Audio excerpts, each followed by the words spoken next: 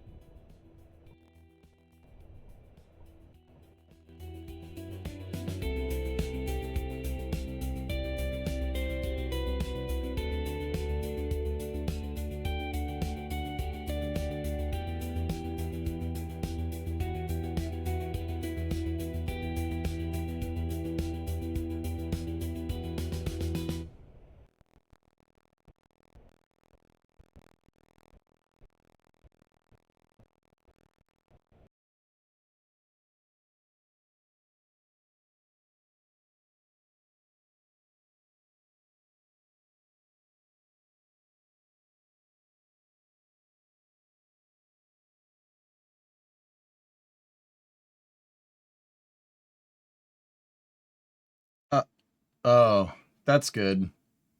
Hello. How's everybody doing?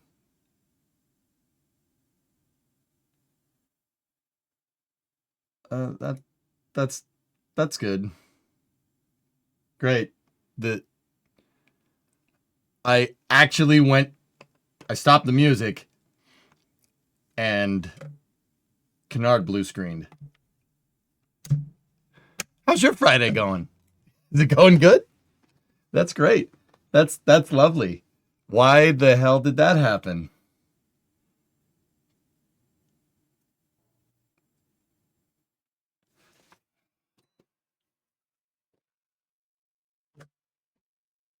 Whatever. Whatever. All my tents blew over in car covers. By the way, fellas. Yeah. That's why. That's what happened today. I came outside. There was high winds or something last night. I came outside. All the car covers. I have a cover on all the, the Camaros that are here, and the Mustang, and the 59 is inside of a tent. The tent was pushed sideways about a foot, and all the car covers came off. So that's good. Just had to fix that. Did they become tree covers? No. I have clamps, like, the spring-loaded clamps, and they're clamped to the rims of the car. And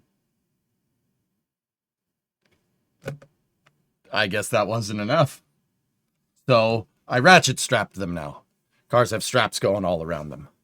And then the tent that the 59 is in, I got some cinder blocks because, I live in the woods. So, of course, there's cinder blocks in your backyard. If you know, you know. I got some cinder blocks from my backyard and staked the tent down to the cinder blocks. So that's not moving. Yeah. How's your day going? Good? Bad? Let's play Kerbal. Let's just, yeah. I know Booster 18 popped. I'm sure that will get shared on Flame Trench. I want to play KSP. I am already an hour late.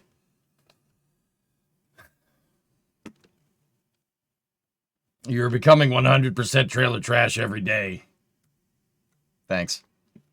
The last OLM leg has fallen. Oh, yeah. I have to load up Starbase Live because I had it loaded and then computer decided to crash. All right. Excellent.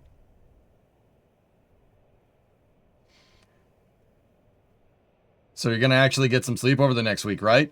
I have a 14-hour drive tomorrow, so not a good start, but, it's fine.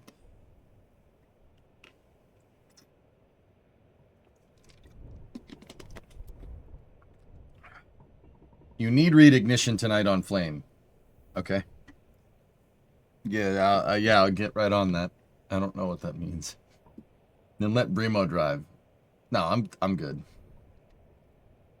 Don't bring any bad weather with you. If I'm going to bring anything, it's going to be the wind, Bob, and that's about it. But wait a minute. The weather goes west to east. You bring me bad weather, not vice versa. You guys got that frost, and then the temperature dropped here. That was your fault.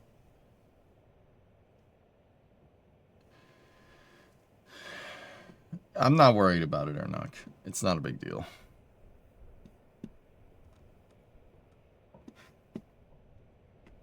Blame Canada. Yeah, all right. That's fine.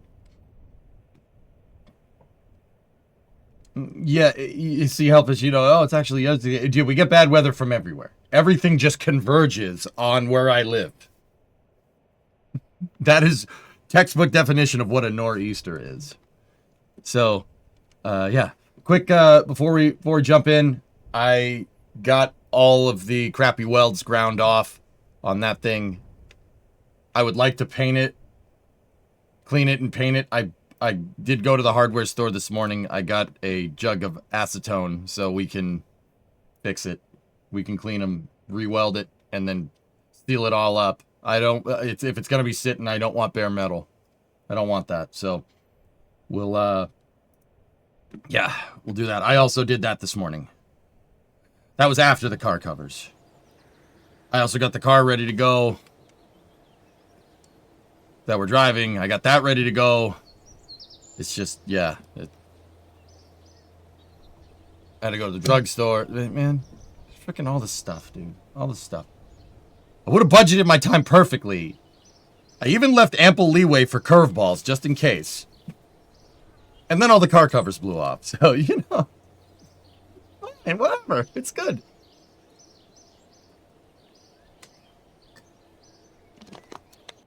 Yeah, Badger. It's a lot of crap. A lot of crap.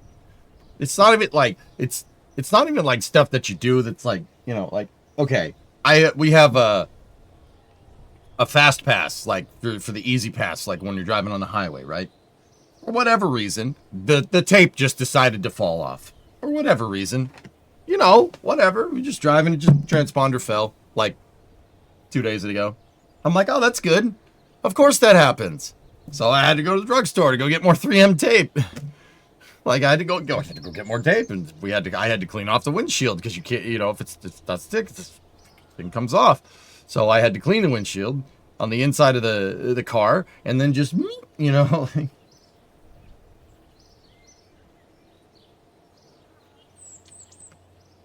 Yeah. Okay. Trey, you can't believe we lost Booster 18. You can't believe ULA sniped it like that. When are we going to the thing behind you again? What? I don't know what that means. The car? Oh, I have no idea. Chaz, you're depressed right now. Can we get some hopium for Flight 12? What? Why? Why do we, who cares, dude? Yeah, guys, Booster 18 exploded last night. It didn't explode, it didn't combust, but it did pop. As you can see, there's something going on right in this area here. Fellas, it'll be fine. This is a little bit of a delay, but that was the first one, man. You know, it's... Dude, the thing actually, like... It did, It's a very interesting failure mode, if I do say so. It unzipped, which is interesting. I really don't think that SpaceX meant to do that. I really don't. I don't think that that was supposed to happen. I don't know if they're using thinner sheet hellfish. Unzipping like that means it came apart at the seams, which, as messed up as I'm going to say, that points to a bad weld. That points to a bad weld.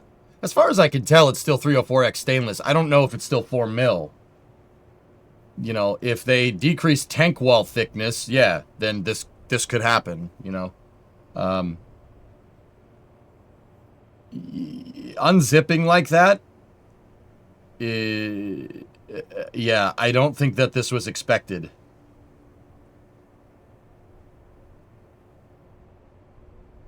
More issues with the hydrogen bus COPV. Hydrogen? What are you talking about, Sidewalk? Hydrogen? I'm confused. So January is out of the question then, Chris? Yeah, that's probably not going to happen. Yeah, at least it didn't... Yeah, exactly. At least it didn't happen with LOX CH4. Yeah. I mean, a nitrogen cryoproof test is no big deal. It's fine.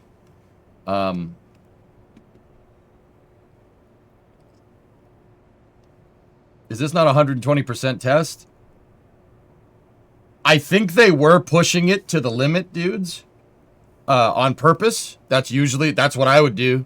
If I was iterating like SpaceX was, I would put this thing on the pad to really see what it can do. Or put this thing on the test stand and really push it to the limit. That's what I would do. I think that's what they intended to do. I think they really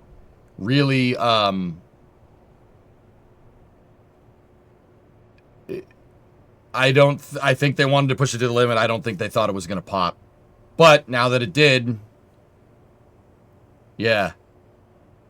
That's not great. It's not great. That thing's on the test stand, and I'm not exactly sure how you're going to get that off of the test stand. Guys, I'm not sure how you're going to get that off of there. Now you know the limit. Well, yeah. Just leave it there. That's its new home. Don't they just have a crane? No, I do believe that thing went out there on SPMTs. They might might be able to just pick it up and move it, but the fact that they haven't done that yet tells me that that's not a thing. Okay, just got here. What are you seeing? Booster 18 exploded. It popped. The LOX tank failed. Badly, actually. It unzipped the tank. Unzipping like that like I said, fellas, unzipping like that points to a bad weld.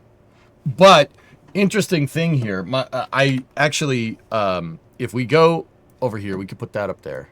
Now put that thing back where it came from, or so help me. I will load up Moon Crane because I want to do that. Moon Crane 5.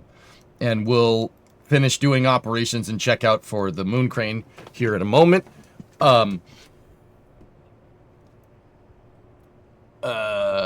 This is what I want. Let me show you. My buddy LSR over at NSF got a screen cap of this. So here, take a look. All right, some interesting things here. So they were doing cryo testing on the liquid oxygen tank. If we back this up, LSR just got the... All right, look. So, it failed down here. It failed on the aft dome. It's pretty obvious. And then that caused an unzipping event. So the failure down here and shock depressurization actually blew all the welds. And you see how all the welds cascade and they fail up to a certain point. They didn't go... The interesting thing is that it didn't go up the entire LOX tank. Interestingly enough. Whatever that event was, it did not carry enough energy to unzip the entire tank. Interestingly enough. Ryan's article today says that it was an ambient pressure test.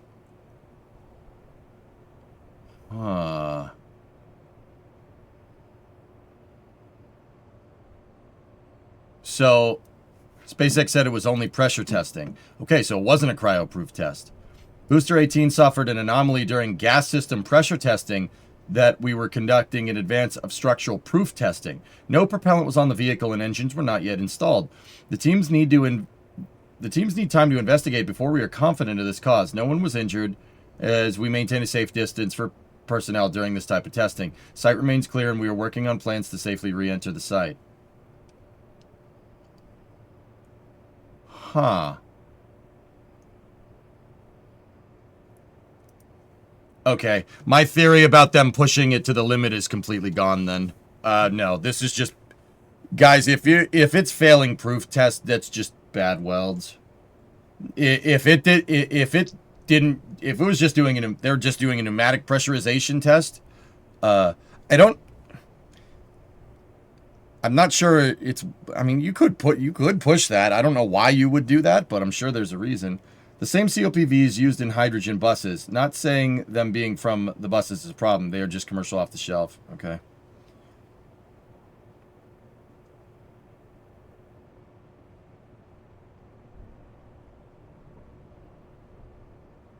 Yeah, this just sounds like a bad weld, man. So... If they were just pushing this thing pneumatically to pressurization, guys, there's no way this thing would have held cryo. So, yeah, there's not a chance. If it can't hold gas, it's not going to hold liquid. But whatever happened, it happened down here. It unzipped from the bottom. Interesting thing, like I said, is that it didn't carry enough energy to unzip the entire LOX tank. What it did do is implode the tank. Because it was a catastrophic depressurization up here and it didn't unzip the whole thing, the top of the LOX tank imploded. See it right there? See the ripples? Interesting thing here is that it happened to the methane tank too. If you see the reflection right there, the methane tank, the catastrophic depressurization, if this tank is under pressure, this tank loses pressure, you're pushing down on the LOX dome right here, and that did cause a flux in pressure inside of the tank. It caused a drop in pressure in the methane tank. See how it rippled? Oh, that's bad. Oh yeah, look, the methane tank implosion caused welds to fail as well. This thing was junk. Junk. It's toast. Write it off. Maybe keep the hot staging ring. Yeah, that's done. Or is that the light from the tower? Hold on.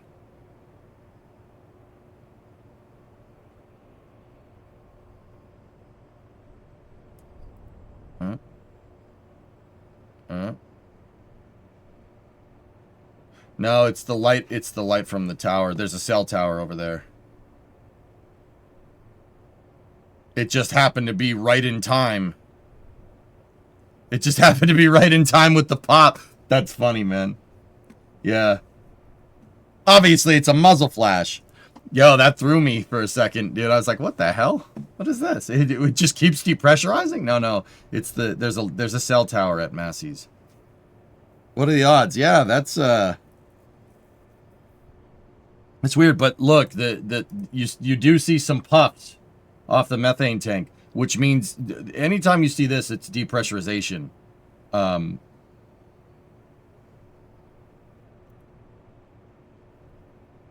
But they pressurized it with nitrogen. It's most likely gaseous nitrogen, knowing Massey's. Yeah, this isn't great, dudes. But, you know, they got to figure out exactly what went wrong, like what they said in the tweet. But to be honest with you, that on to booster 19. If it's bad welds, good. All right, just build another one. What you guys got to remember? They're building an assembly line. 19 will be around sooner rather than later. This kind of January flight test is kind of not a thing. Now, that's kind of not a thing anymore. I think they were on track to do that, but I don't think that's going to happen. It's probably February at this point.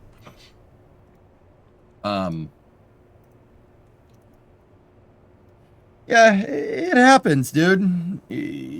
Guys, it's when you're pushing the edge of design, and I mean, this is gonna happen. You know, there's people out there that are like, but you know, booster 15, booster 16, those worked. But what about the other booster? What about the other booster design? The other booster design, guys. You know, there is experience that most likely carries over. You got to remember, this is completely redesigned. This might as well be a new booster. It's not even like, it's interesting to me that SpaceX calls it a Block 3. Oh, it's a Block 3 booster. It's a Block 3. Dude, this isn't. The only thing that's similar to a Block 2 booster, and this, is stainless steel and the chines, and that's probably about it. This thing has a completely different plumbing system. The domes are redesigned. Hot staging ring is redesigned. Grid fins are redesigned. Plumbing is redesigned. It's a new booster. It's a new design. Completely. Like, the engines are different. It's got Raptor 3s on there. Raptor 3s ain't Raptor 2s. Okay? Those do not share much commonality. So, you know, on one hand, are we like, well, you know, this should go faster, like you should know by now. But on the other hand, SpaceX has refactored Starship's design many times at this point.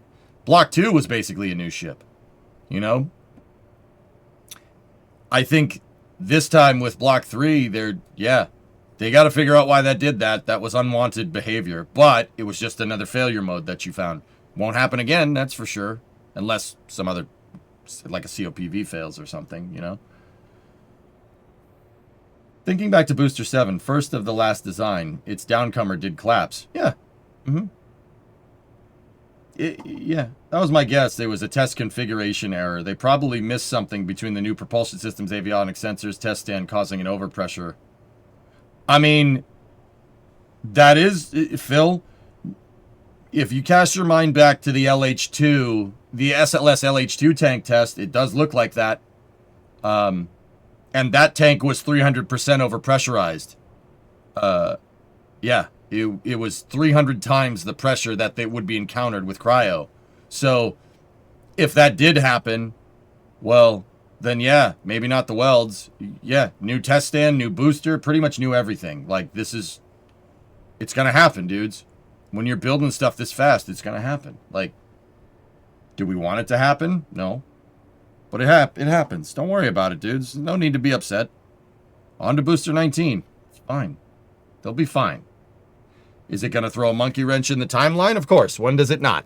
That happens pretty much all the time. That's rocket science, man. Even at SpaceX's pace.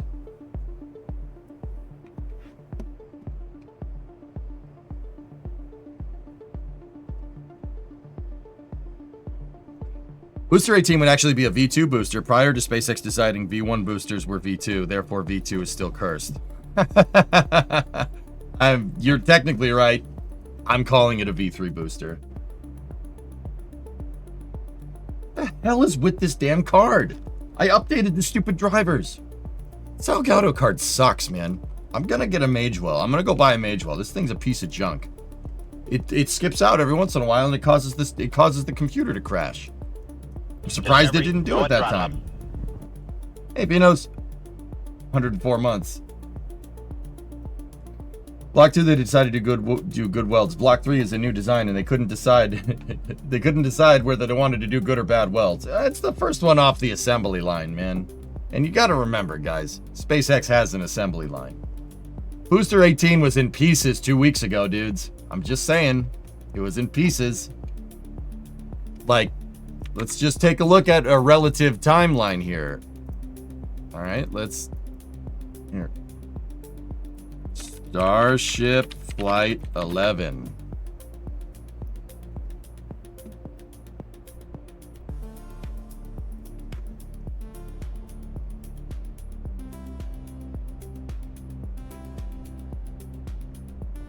The relative progress is crazy.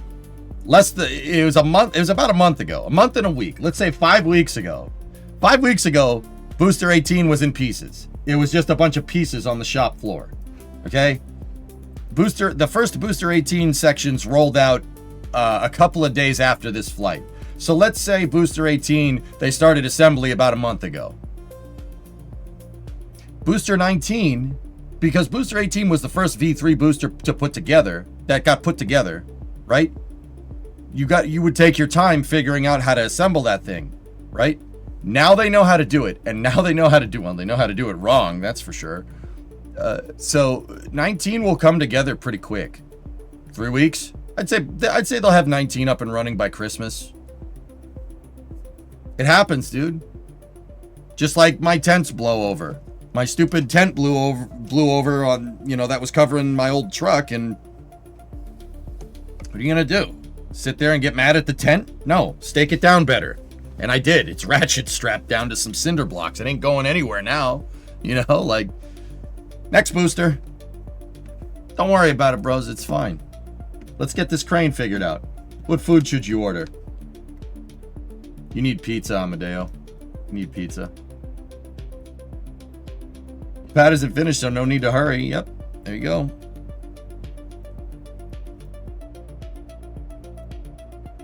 Nah, people are just bumming out, Element. It ain't no problem. It ain't no thing. Like,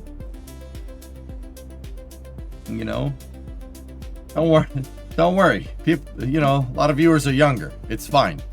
You guys got to learn to live with the disappointment. It happens. Learn to live with the disappointment. Use that disappointment to make something better. Okie dokie? Yeah, crap happens. Make another one. You got an assembly line. You have the biggest rocket factory behind you that is quite actually designed to mass produce these things. Just make another one. Whatever, dude. Let's see if I'm right. We'll see if I'm right. I'll tell you they'll have Booster 19 on the proof stand by Christmas. I'm telling you right now. Watch. Because you know what the screwed up part is, guys? That was always the plan. That was always the plan. Because SpaceX can mass produce. They can make a lot of these things really quickly.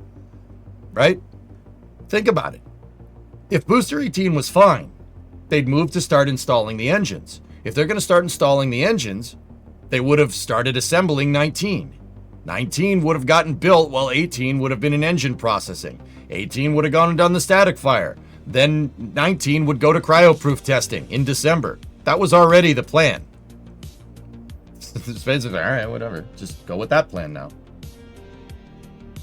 I am doing Flame Trench. FYI, the first sections of Booster 18 moved into Mega Bay 1 in mid-May. No, they didn't. No, dude, I distinctly remember them moving parts of the first parts of Booster 18 after the flight.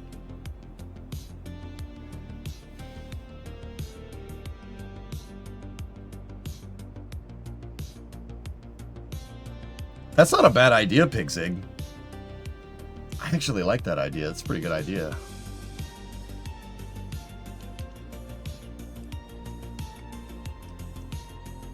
Those were the last two parts. They did. It was a common dome. They did. It was a common dome. But wasn't that 18.2 or whatever the other thing was, dude? I'm not talking about a test article. I'm talking about the parts.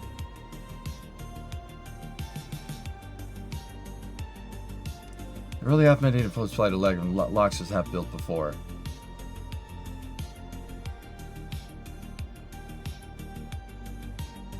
Okay, it's very rare that I'll do this. Yeah, I think you... Yeah, okay. Now that I'm remembering, you guys are probably right. Also, it's still going to get done by Christmas. You're all wrong. Christmas. Watch. Watch. Because they made all those other test articles, dudes. Made all the other test articles across... It tested those things. That's why this booster seemingly took so long. All right? Point still stands. Christmas. Watch. Mark my words.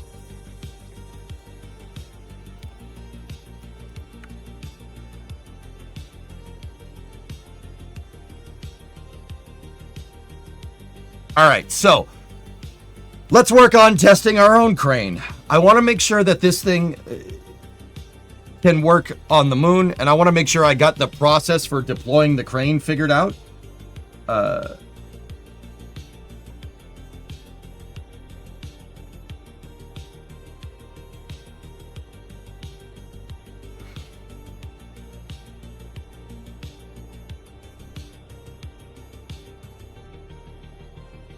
Why can't they just bring the booster back to the Mega Bay and fix it?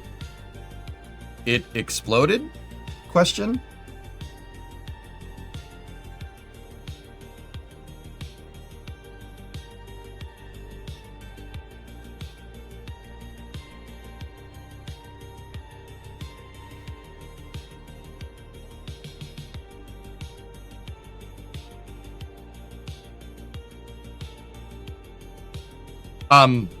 It popped, like...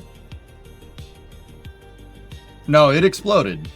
Well, the bottom of the LOX tank exploded, the top of the LOX tank imploded, and some of the methane tank imploded too. You're doing it with a Coronet, why can't SpaceX? You know, I saw what you said in italics up there, J-Speed. I'm not amused. I am not amused. You know, you're saying that thing. I see what you're saying. I see that thing that you said, and you know that thing that you said is making me, you know, a little bit of a, little upset. I'm feeling anger towards you. You know, I'm not helping. Hey, engineer, what's up? It's salvageable?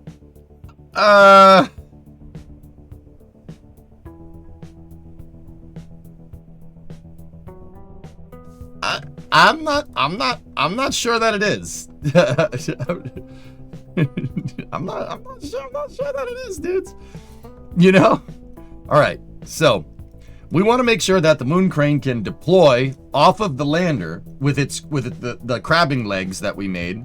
And we also want to make sure that it can pick up the lander. So that's what we're doing. Now, the lander in this test only has half fuel. We tested it last night with full fuel and it broke the crane. Cool. I need to make sure my CAL controller systems are working correctly. I want to make sure that this thing has the best chance of success, unlike Booster 18. Sorry. I want to make sure this has the best chance of success if we put it up on the moon and that the Kraken isn't going to eat it.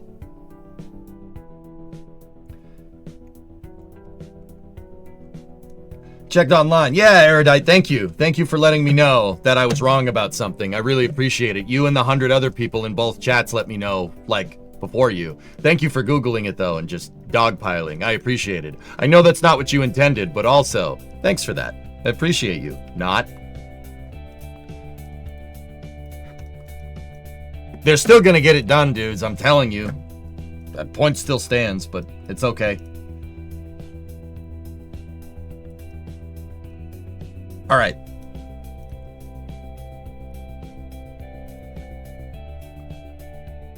Okay, so we have auto struts disabled here.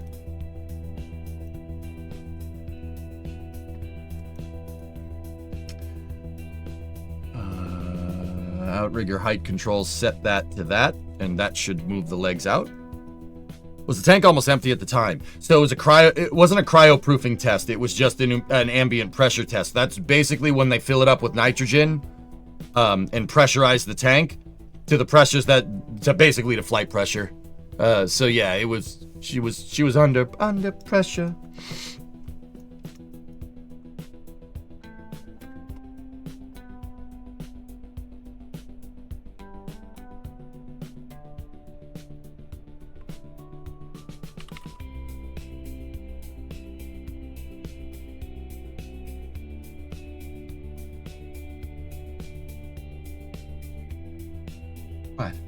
What? My phone's yelling at me.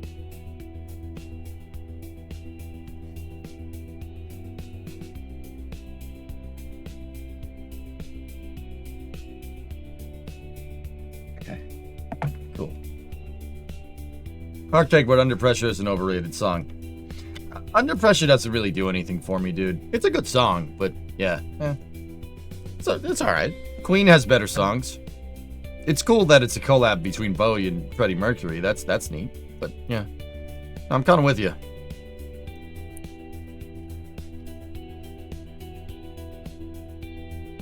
Tie Your Mother Down's probably my favorite Queen song.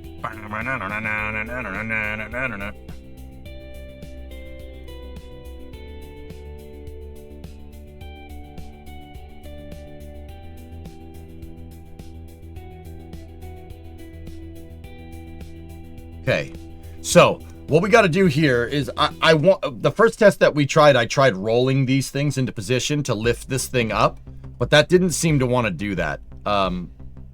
So what we're gonna do is switch over here to the jack outrigger control and put the floor jacks down, and I'm gonna try to get this thing up in the air. There we go. The whole point is to get this thing up in the air enough to separate from the lander clean, like that. Sweet. That takes the mass of the lander off here. So that's how we got to do this. That's easy to do. That ain't no thing.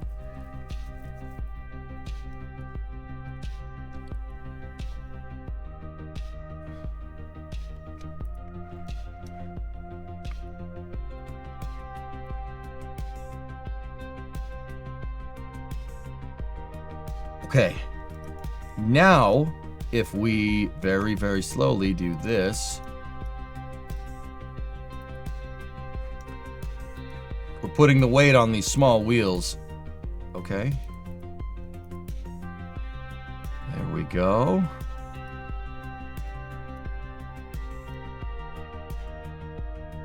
All right, cool. Disable that cal controller. Cranes at maximum height. Now we go here, enable the steering control, and watch. See how all the wheel trucks are pointed inward? Watch. Whoop. Now set our control point to the forward control point here, and we should just be able to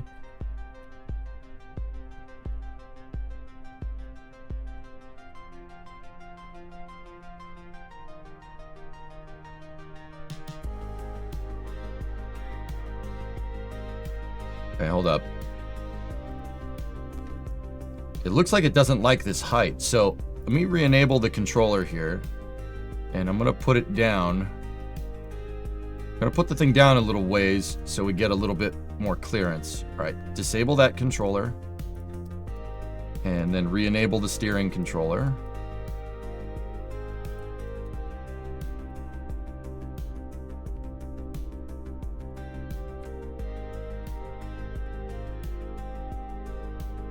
binding up on the panels.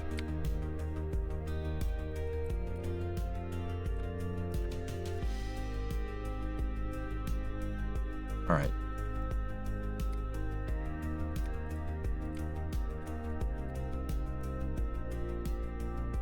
Okay, we made it past. So what I'm gonna do, we're gonna take the steering controller, and I'm gonna rotate the wheels, and then we're just gonna back up. All right, so we've cleared that landing leg, and now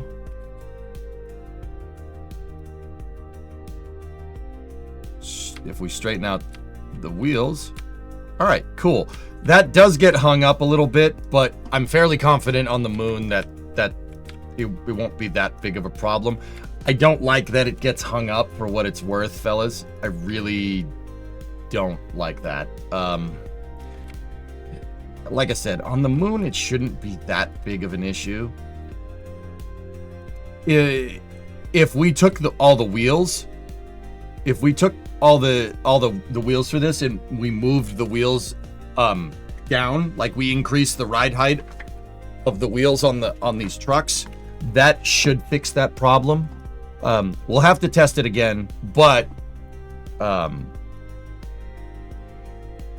that shouldn't affect whether the crane can or can't lift some stuff up.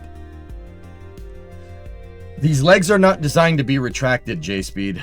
They're not designed to do that. Once they're in place, they're in place. I mean, could we? Yeah, sure. But retracting the legs is going to push the lander up. The legs fold in. They don't fold up. You know? A lot of people were saying that last night. Like, oh, do that. Like, eh.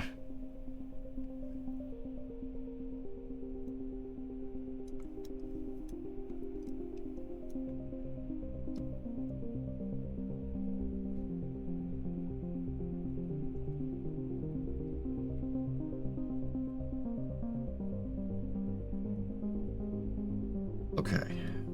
So now that that's working, let's test moving the crane around. What I would like to do, go here like this.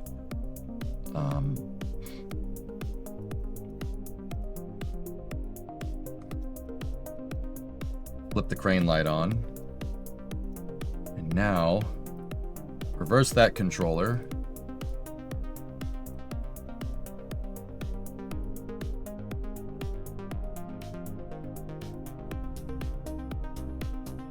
Oh, it's not enabled.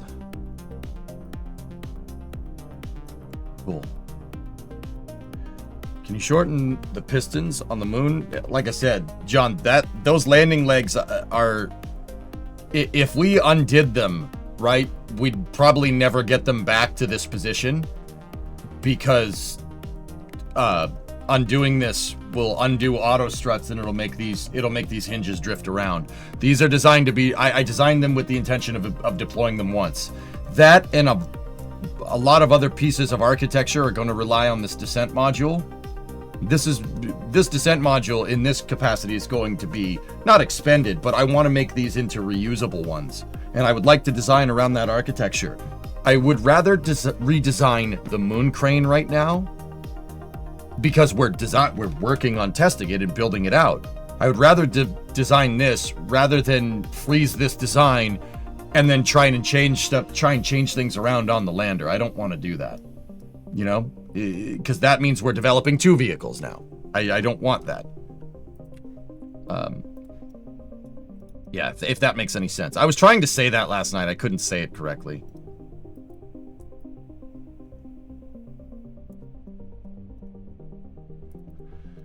Okay.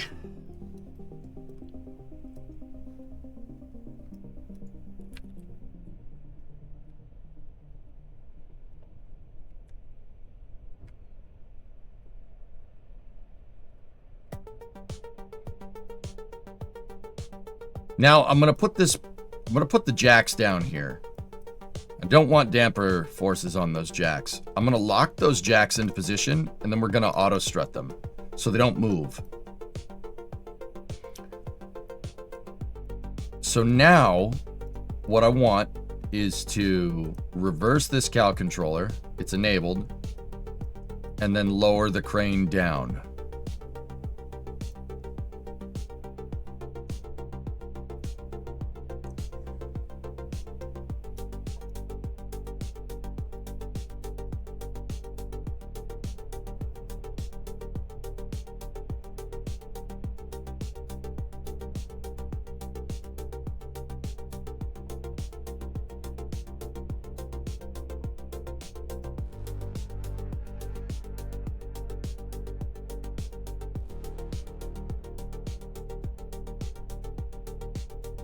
Okay, lock that into position. Lock that one into position. Let's get the jack controller working.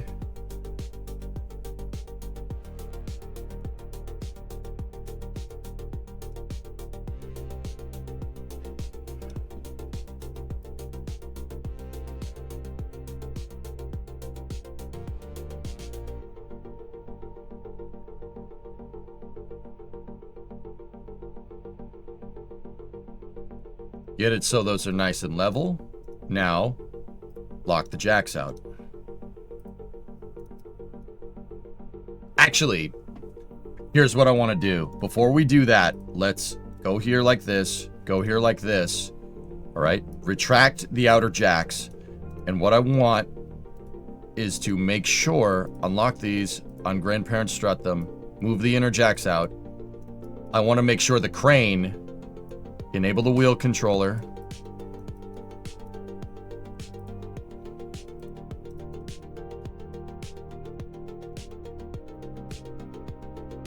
I want to make sure the crane can actually drive around. Now, what's going on here is that those are bending. It's putting a lot of strain on the center here.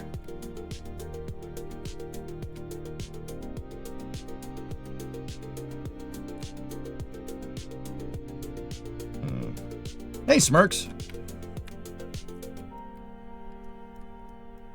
That's fine. All right. Well, this thing is like this. Let's go here like this.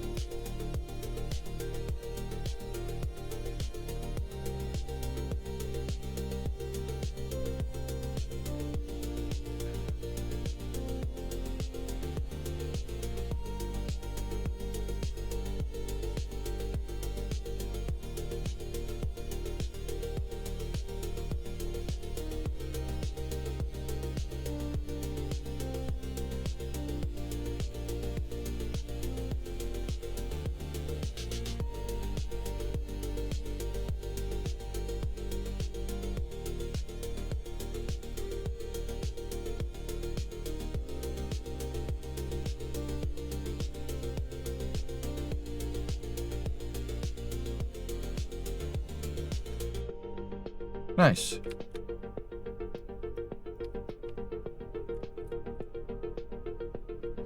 Zero G on the moon. Would the bending be an issue? Probably not, Crow. Yeah, probably not.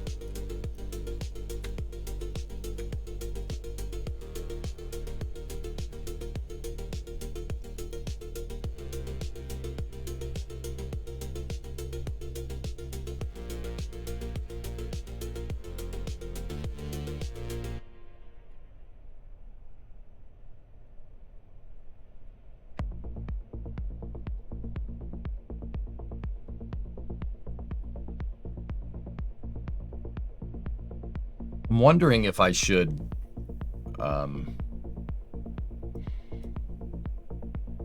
make an extender jack. This is awesome. You like this, Wes? Yeah, it's pretty good, man. Can you put jack stands between the support legs to stabilize the middle? I already have those. When we're doing crane ops.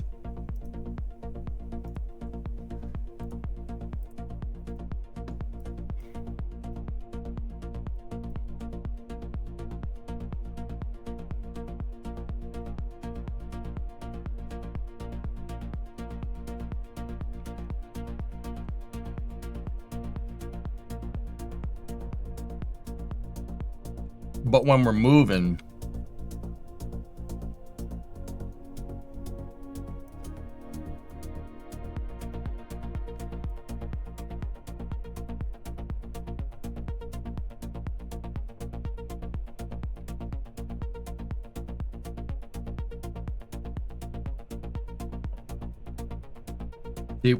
On other crane designs that I have, I've made a lot more cranes since this design. I have a piston here that can go up and down, that acts as my cable, you know? And honestly, that might not be the stupidest thing to do that here.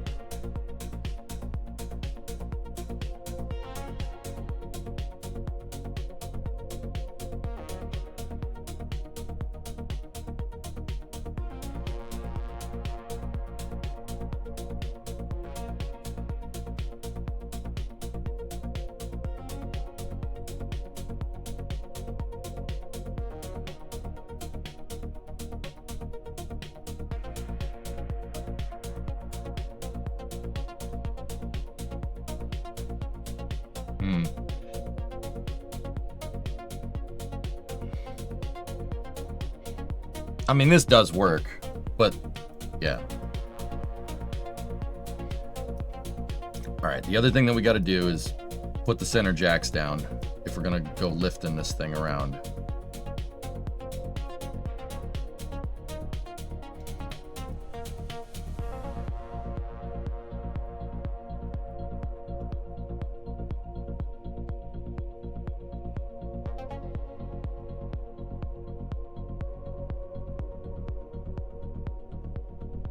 Outer jack controller.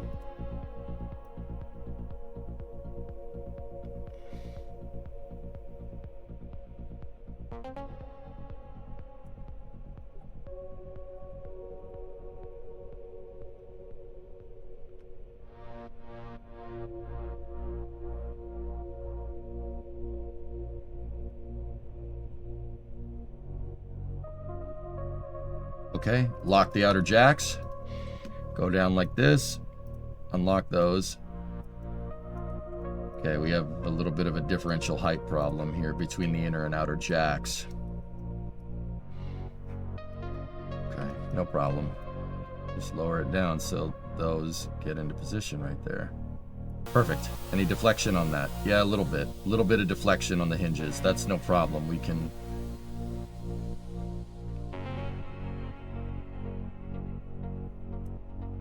Okay, good. Take those jacks, lock them.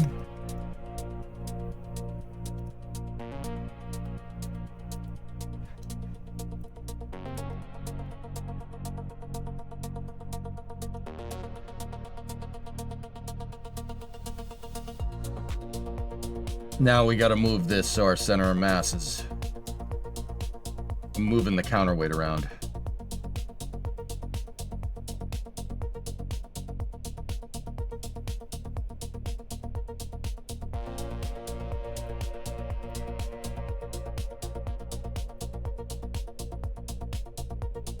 Okay, we're over the pin.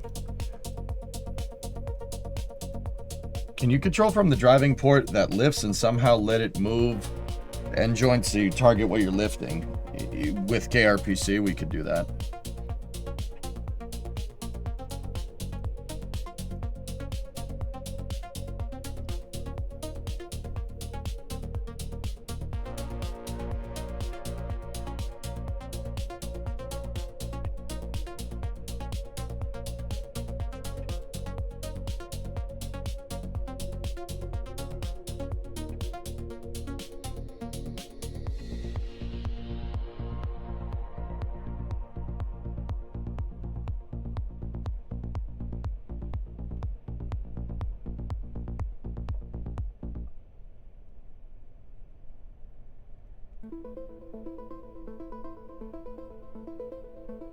Oh, the docking port magnetization is doing that. I got very confused for a second there.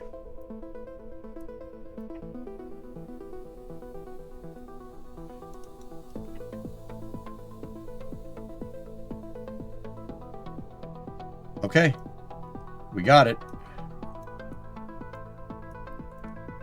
Okay, so now the camera always focuses on the center of mass of the vehicle. we need the center of mass to be on the rotation point. So let's take our counterweight and move our counterweight back. And you can see the camera's moving. I hear that Jack works at Astroforge now. Yep, that's right.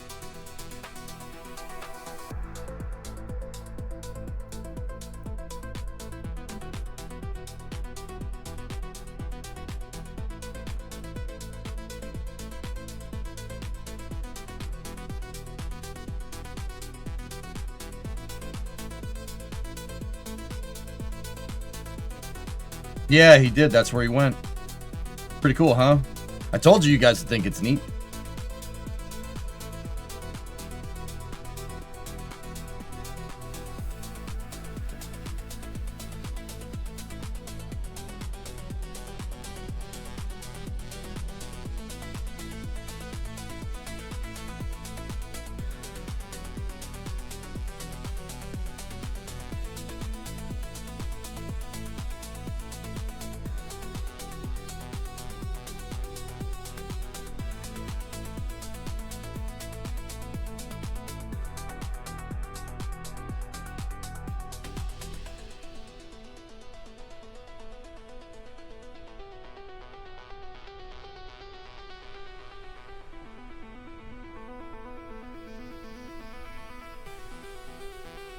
There we go. There we go. Yeah, baby.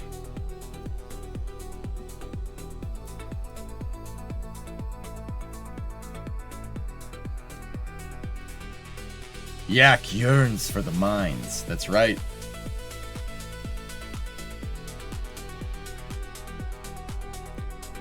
What's Astroforge? I'm sorry, I thought you knew. Astroforge is a startup that's working on asteroid mining techniques.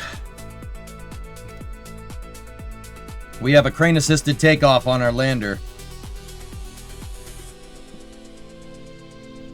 Nice. Excellent. Very good.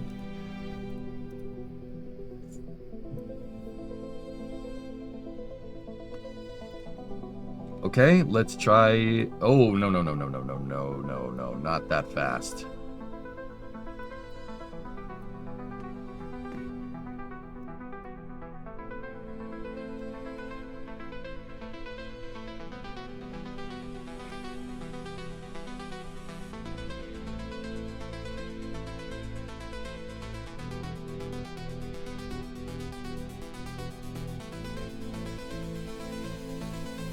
You have to go slow, and a lot of movement needs to be dampened out with this thing, or else it doesn't work correctly. If you jostle a crane around, it breaks in real life.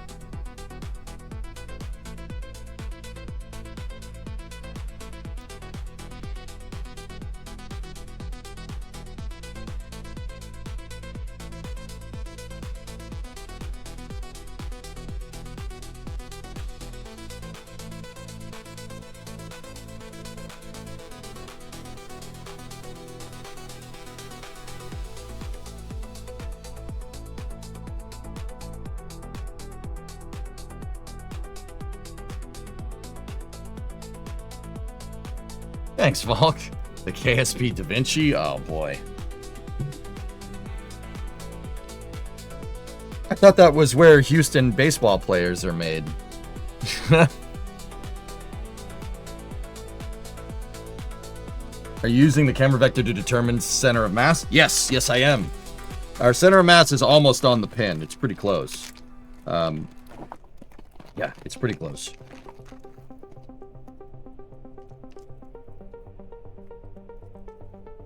Yeah, exactly. That's right, Dan.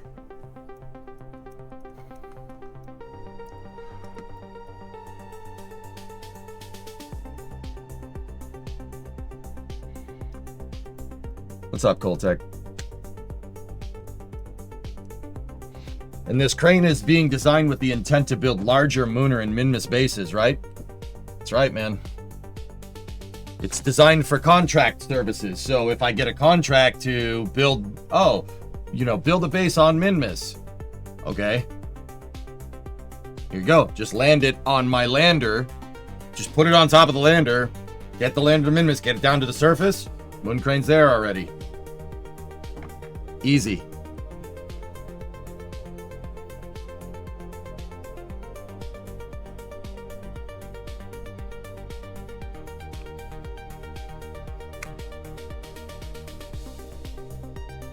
The other thing I was thinking is, on the counterweight, it wouldn't be the worst idea to have like a deployable wheel over here and have the wheel be able to spin so the counterweight doesn't bend. See that?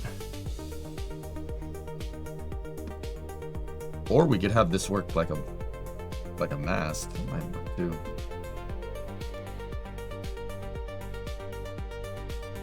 Oh. Ooh, I just got an interesting idea.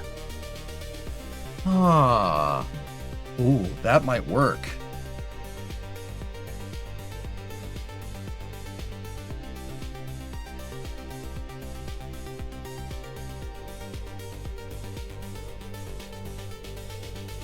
There he goes again.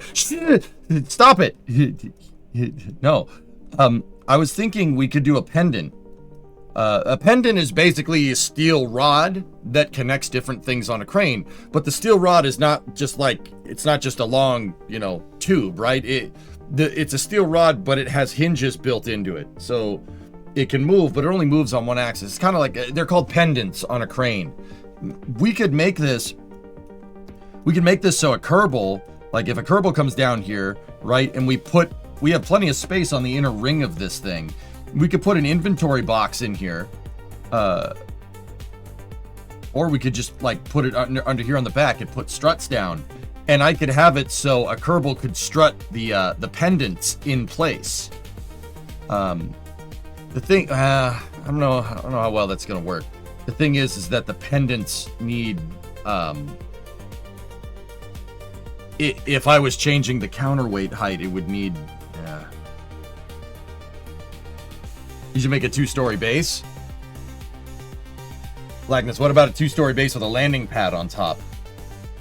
Or a, landing pad on top. You put that thing on there. Put it on there, the landing platform. Put it on there. It'll refuel it on there. I mean, this really gives you a lot of opportunities to kind of do whatever.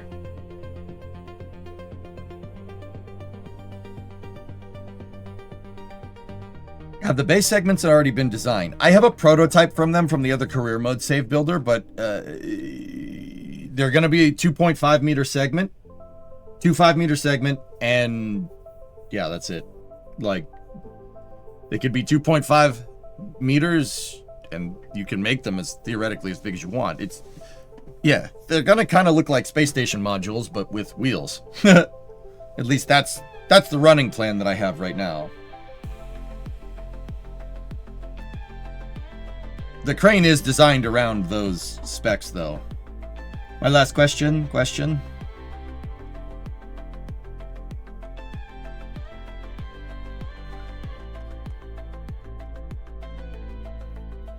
But it also helps stop the counterweight from resting on the ground, because then the weight on the ground is being held by the crane. So what we could do is we could put a derrick. We could put a derrick in place. Or I could make this. We could make that into the derrick, and ooh, that's actually a good idea.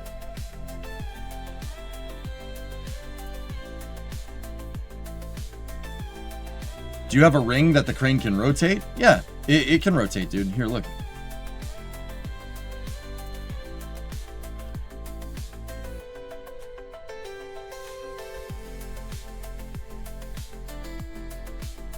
Who's this Derek we keep talking about? Why is it so important?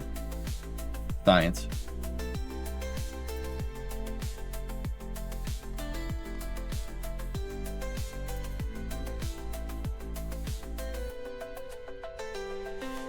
Counterweight could dock to the surface, yeah.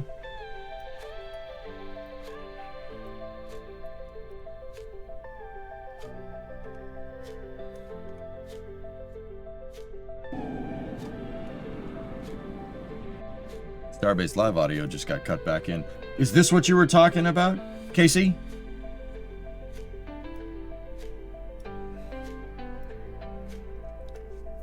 Maybe have a ground anchor that the crane can temporarily dock to.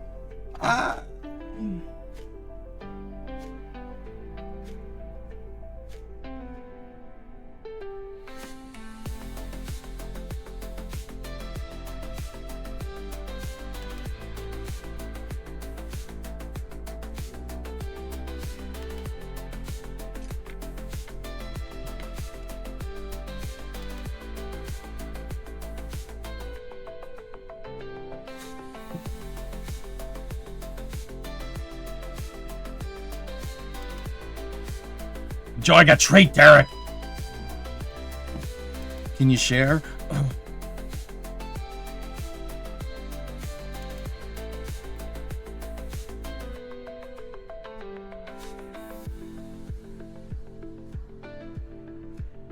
Hey, Joe, what's going on, man? Did you get Rendezvous figured out? I was in the middle of the battlefield thing, but I think you did. Yeah. Hell yeah. Like I said, if you get close, flip the target on the nav ball, find retrograde, burn retrograde till it says 0, turn towards the target, burn towards it, rinse and repeat until you're there. That's it. That's all you got to do. I'm glad you got it figured out, man. I was having a rough time in that battlefield game.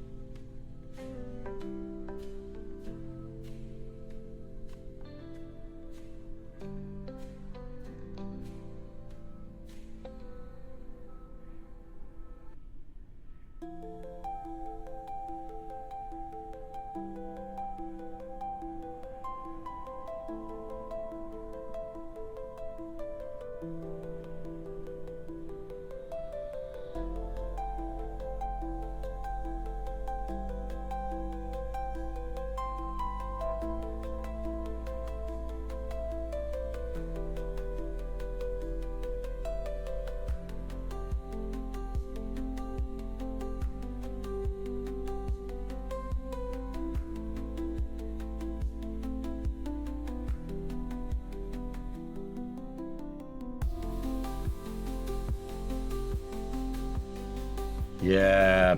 Okay. I'm going to put a hydraulic here that can move up and down like a cable. Yeah, that's what we're going to do. I didn't like that.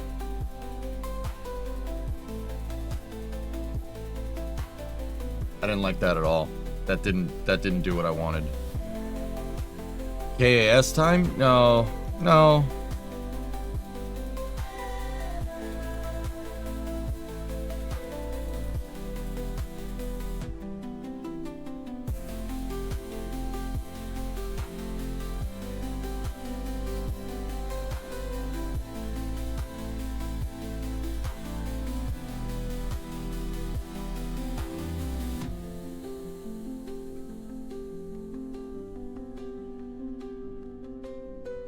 See that little bump that it does? I don't want it to do that.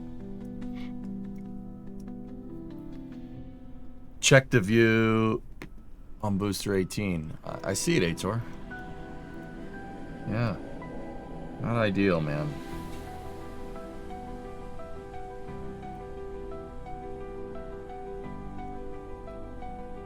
Alright, come on.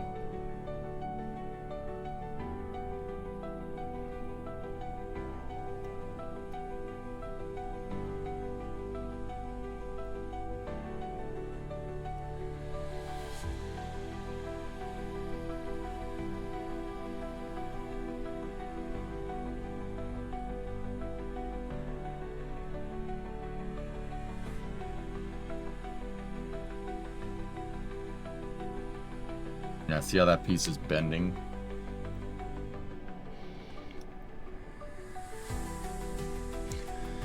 Okay, the last test we're gonna do here is this. I'm gonna try to set this thing down on the landing legs, and in order to do that, I really need to put this in a position where we're equidistant. We have 50-50 weight distribution.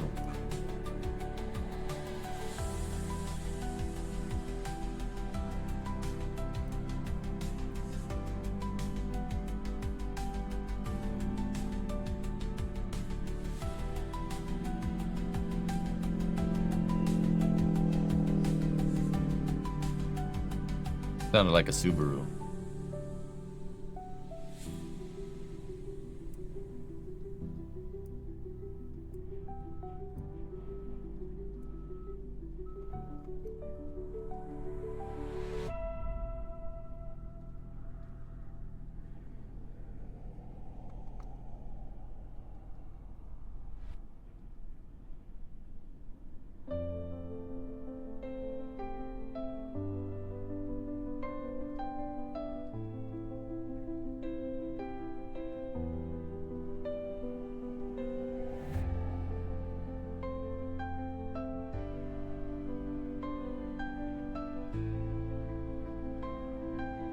Okay, so we have our lander.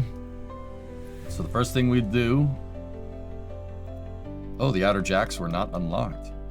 Interesting. Okay. They were not locked. They were all unlocked.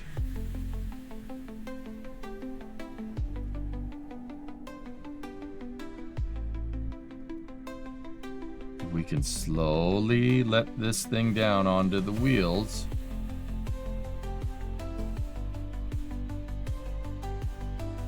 Come on.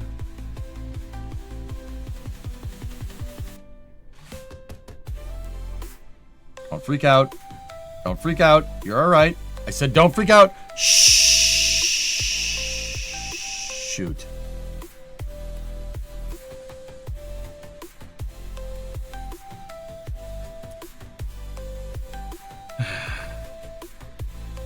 Yeah, it doesn't like it. How much tonnage is this? 17.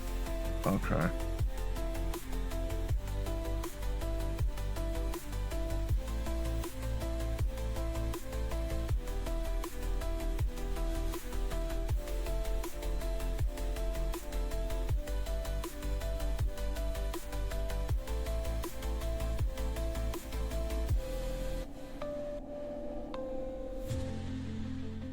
Discovery, go at throttle up.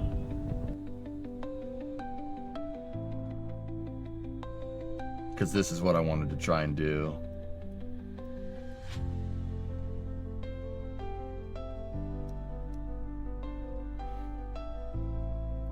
Hey, gods. I have now become Worm. 60-month resub. Keep up the awesome work. Thanks, man. Ah, oh, that's a bummer, dude. I wanted to take this thing and drive it. I wanted to drive it around. Put the lander up on the launch pad. I was going to drive it over to the flame trench and set it there. It doesn't like that. How do we figure that problem out?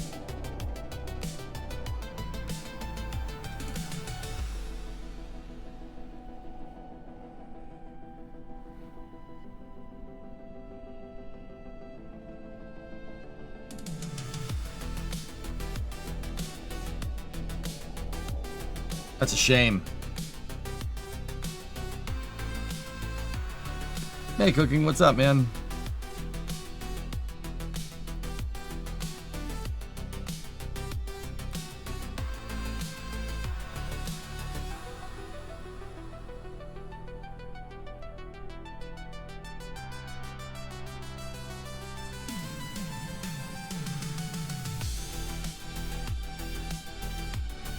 Are you underestimating the gravity on Kerbin versus the moon? Yeah, a little bit.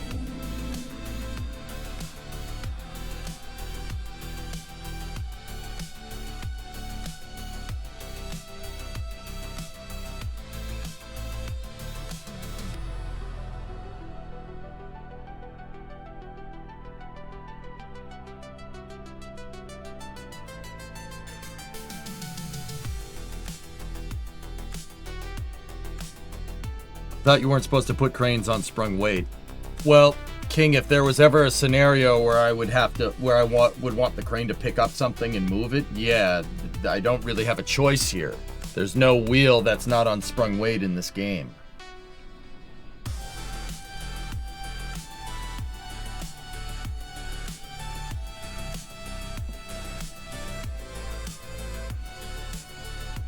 The more I think about it, the more a mast here is probably a good idea. What a sprung weight means. So, Puffin, in the context of a crane, Okay, so say you have a truck, right? Say you have a truck and that truck has a crane on it, right? And you go to pick something up, right? The mass of that object is being picked up, and because your truck has suspension for when it's driving down the road that causes the wheels to move up and down, you put more weight on the springs. Now, sprung weight in the application of cars means there's more, like you have your wheels and suspension on the other side of the suspension, like the car, right? And then you have a suspension component and then your wheel is there. The weight that's on the other side of the spring is what sprung weight is with a car. But with a crane, right? If I go to pick something up, all that's going to do when I go to try to pick it up is just compress the springs on the truck. Right? It's just going to compress your suspension. You don't want to do that. That's why cranes have tracks. Cranes are a tracked vehicle, so that doesn't happen. Because with tracks, the track suspension on cranes has no... The tracked parts on a crane doesn't have suspension. It's just a track. So when you go to pick something up, it doesn't bend.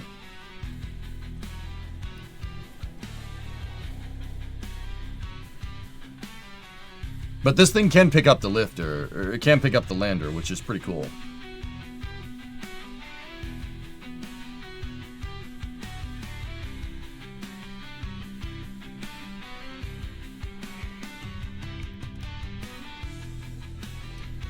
It also is probably a good thing to carry inventory around with this thing. Probably a good idea to have repair kits so Kerbals can come and repair the tires in case they pop.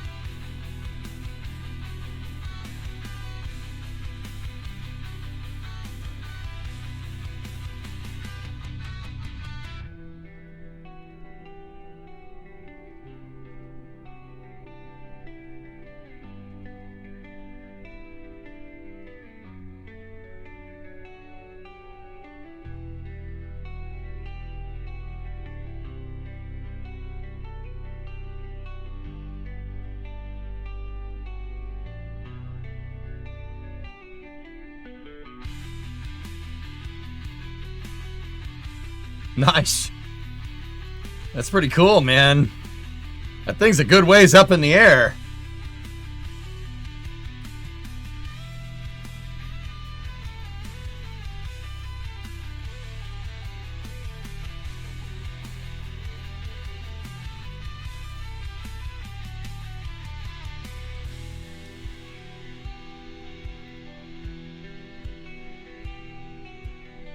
We're getting a little bit of deflection on this, but I think that's from docking and undocking.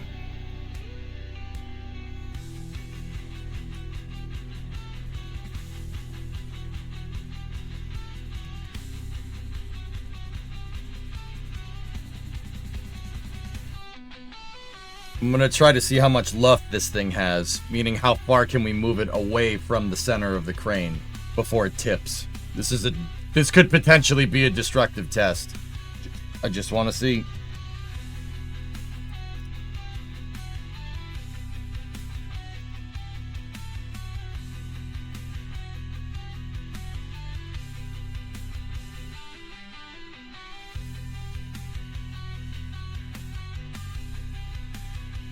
Yep. Oh, that was the limit. That was definitely the limit when the crane's at that height. We could probably deal with it if, here, let me reverse that controller.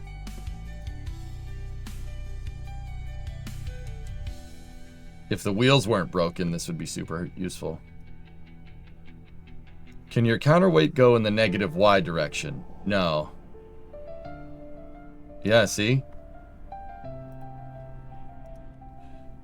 In that position, dude, it can do it. Barely, but it could do it.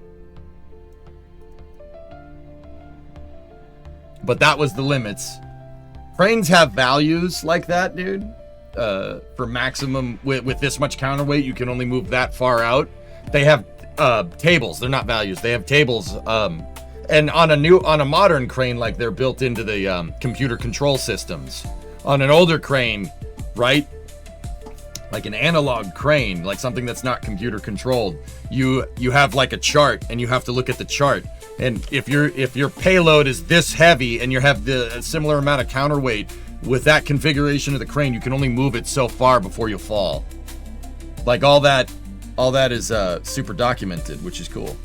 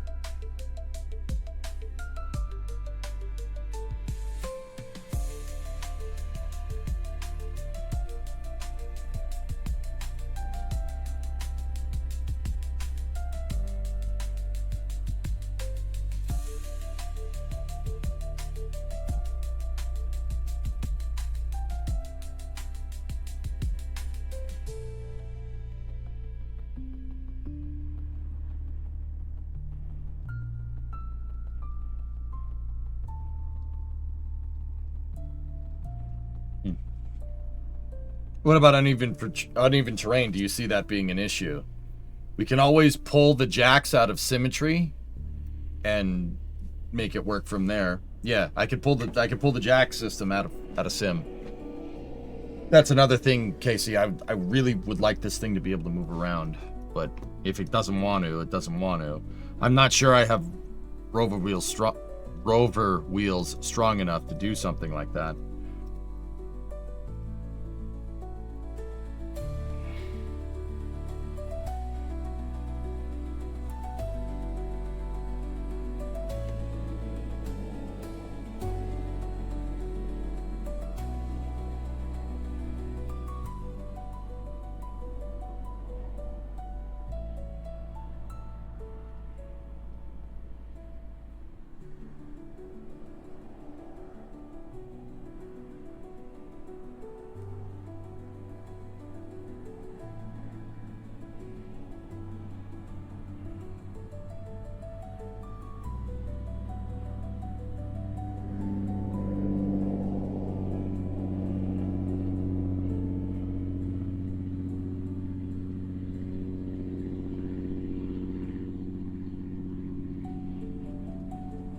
Good thing is that even after tipping over, it can still do this. That's no problem.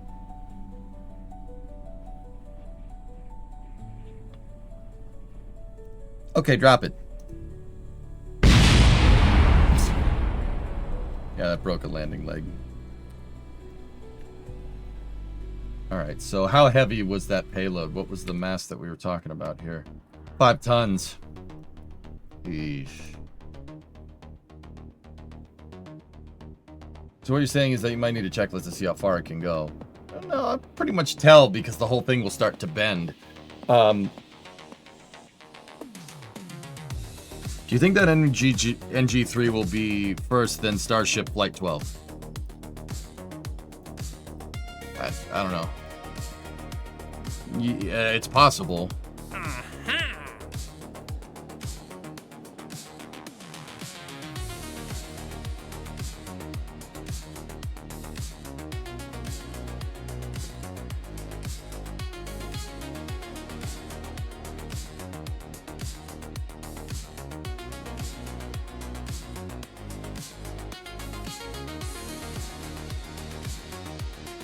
No, John, stop.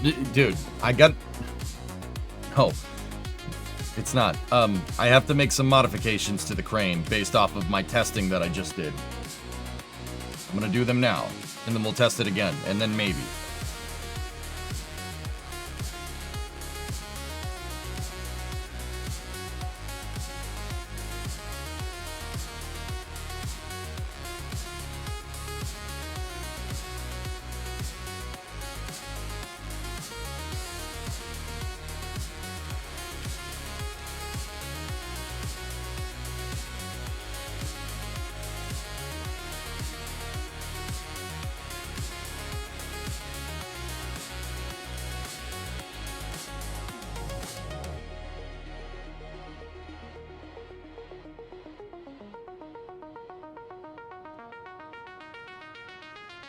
So one thing that I wanted to do just to get us extra clearance is I wanted to take these things and I wanted to put them down a little bit.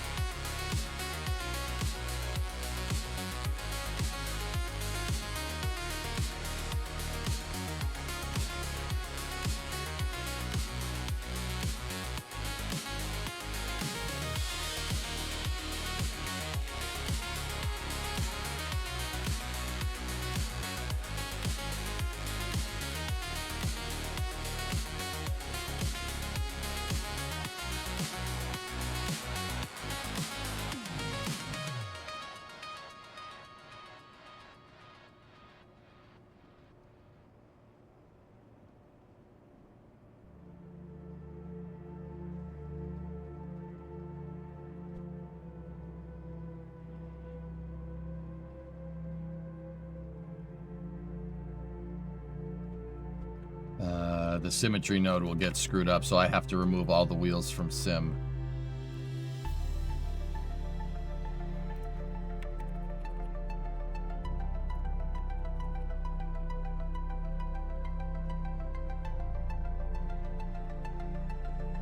Or else it'll get screwed up. That's why I just reloaded the craft file. All right, put that down there like that. Take that, put that down there like that. This will just help us with clearancing issues when we're trying to pull the thing off of the lander.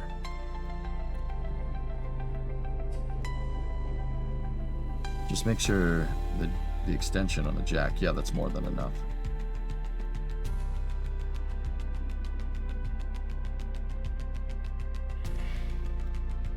All right, cool. That's the first move. So now the second one.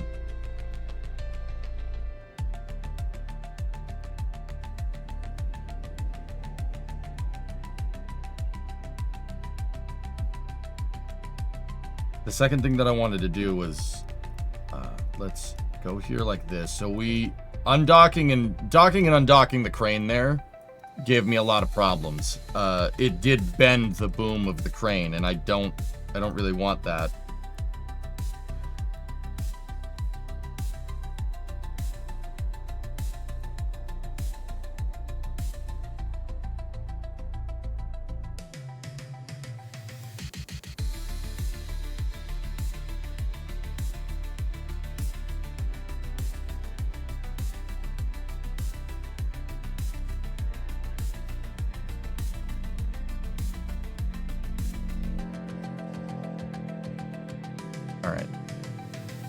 Back cranes, are you forgetting the mobile cranes that you can drive to locations like the LTM cranes from Liebherr? Also, when Adrian to Liebherr? Am I forgetting?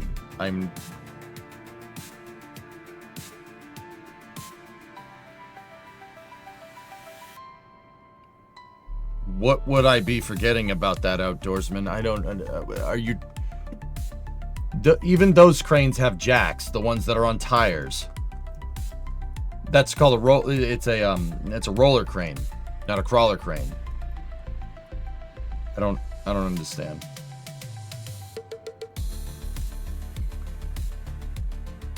No. You don't understand.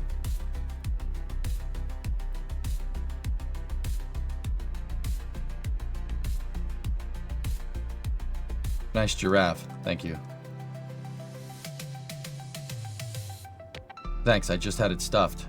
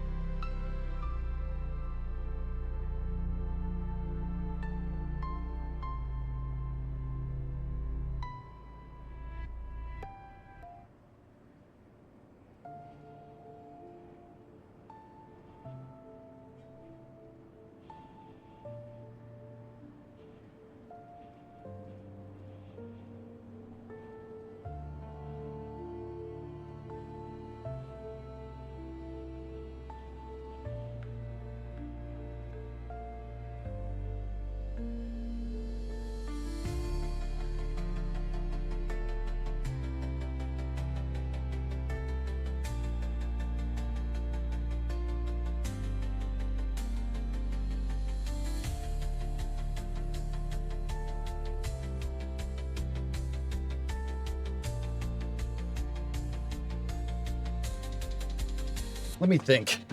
So that lander that we just lifted is 5 tons. That's its weight on Kerbin. It's 5 tons. So its theoretical weight on the moon, the equivalent thing that would have moment of inertia on the moon is something that weighs 6 times as much. So that would be the equivalent of this crane lifting a 30-ton vehicle on the moon, right? Right? So 6 times 5 is 30. Moon has 1/3 of the gravity. Okay? So if we're on Kerbin, lifting something that's 5 tons, this same crane on the moon, that same 5-ton vehicle on the moon would be, it would be the same mass, but it would be 1/6 of the weight, right? So the lunar analog to this would be 6 times the weight of, if we were lifting 5 tons and it tipped over, right? The lunar analog would be 30 tons. So that means this thing in its current configuration can lift 30 tons on the moon. It can lift a 30-ton mass on the moon, and that's what it would take to tip it. It'll easily be able to pick up the landers on the moon. That's not an issue, because leverage is leverage. It's the same, right?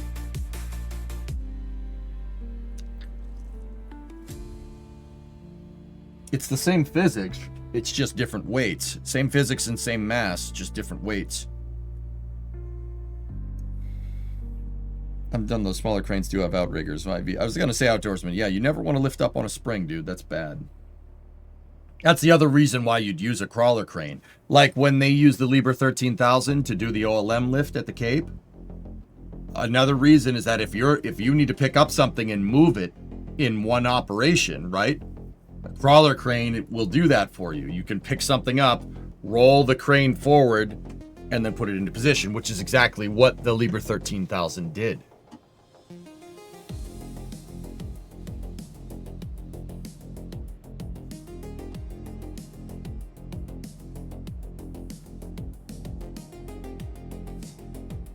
Now,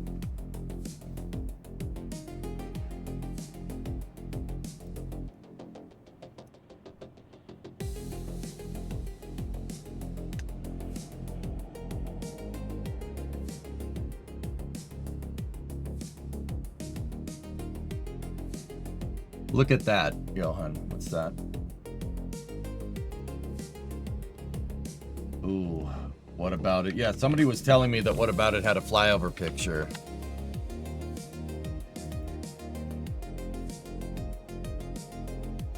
Jordan Guidry took that picture.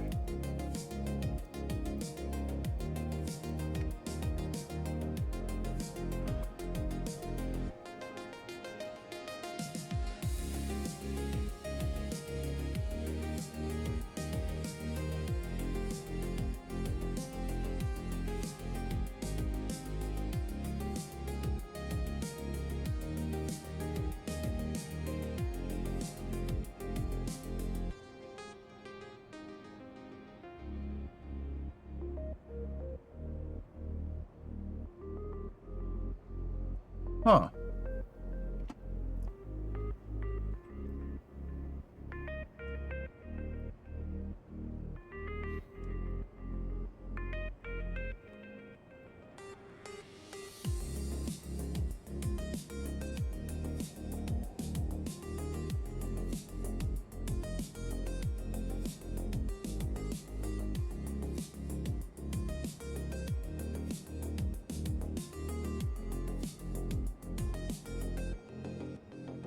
Yeah, it didn't start at the... Well, I mean... Yeah, Tessa, it didn't start at the dome. That's a really weird failure mode, guys. The tanks don't... Okay, so... One. Alright. One thing to understand here. The chine exploded. From what I'm looking at here. I don't think... Guys, I don't... I think the chine exploded. It's all over. But look, okay. Starship and Super Heavy have a seam, okay? And usually when a tank overpressurizes, it blows on the seam. All right?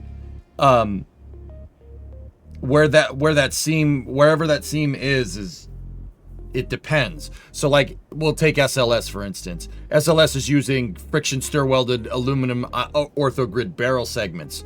They take 4 of them and they put 4 of them in place, and then you have seams going down. You have 4 seams. I mean, it's stir welded, so it's less likely to fail, but you still have seams. Starship doesn't do that. Starship uses a roll of stainless. Okay, they use the roll of stainless to make the rings like this, right? And then there are seams. So you know, think about it like a tape dispenser, right? The roll unrolls, and then you have a long strip of metal, and then you cut it and you put it into a circle, and then you weld it. You make rings. Okay, now interesting thing here, fellas, is, you know what, I need to see something real quick. Let me take a look. I just need to see something. Man, that stuff came down fast. I can't believe how quickly that thing came apart.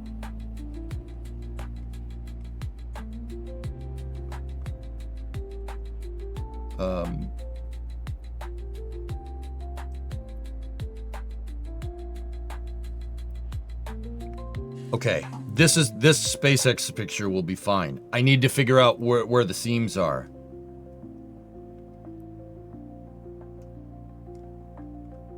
Point of failure was right around.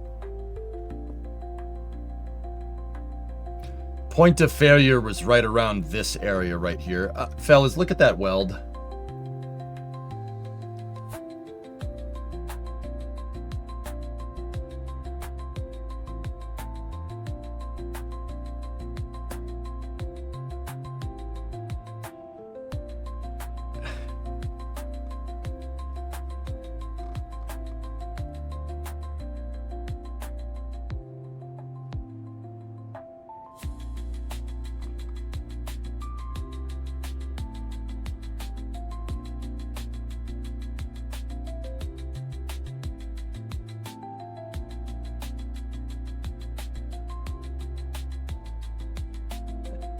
Did they use any gas to weld that, or?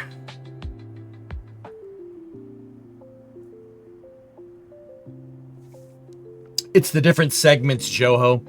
See up there? There's another one there, but that's not nearly as rusty. There's another one there.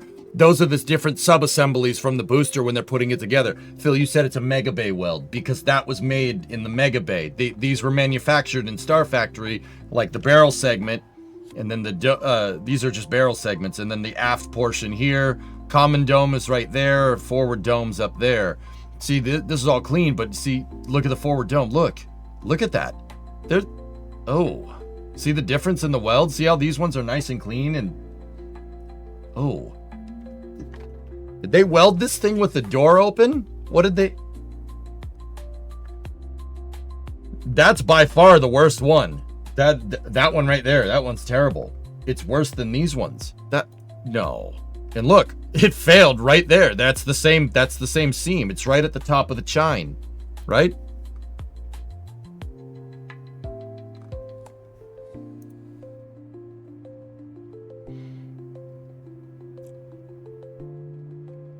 There it is. Actually, it's above it, or it's just below it. The one below that. It's right at the top of the chine. See, it's unzipped. I'm trying to figure out where the seams are. See, there's one right there. I'm talking about the vertical seams, not the horizontals. That might just be something welded to the back. Let me go over here. Do we got a shot of the other side of the booster? I'm trying to figure out where the stainless steel seams are. They got to be on the other side. I don't see them here. Okay, so this is an old design. See that? There's the seams. See what I'm talking about? Generally, a rocket will unzip on the seams in an overpressure event. It'll do that. The interesting thing is that these Block 3 boosters do not seem to have seams in those areas. There's no seam. It's over there. Or those could be reflections.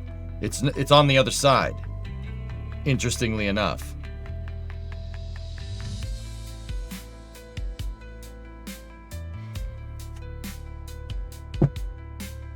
think since it should be block 3, that'd be hard. They'd be trying to prevent it. Yeah, this did not blow up on the seam, which is actually very interesting to me.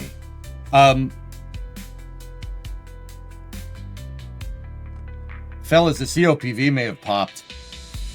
I'm gonna go ahead and throw that. I'm gonna throw my hat into the ring. I think one of the COPVs on the chine popped. Could the CH4 pressure line bursting cause the tank to pop? No, it would burst out and away from the tank, Phil, right? Like, it looks like it did start on a seam. Nah, dude. Look, those are Hellfish. Those aren't seams. That's a tear. See what it looks like torn paper. See that?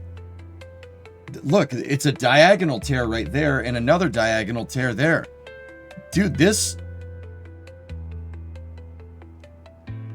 that looks like it's on a seam. And that one too, but that one's still diagonal. Look, see the tear? This, dude, I think a chine popped. I think a COPV. There's COPVs inside of these nacelle things. I think a COPV popped. I honestly think it exploded.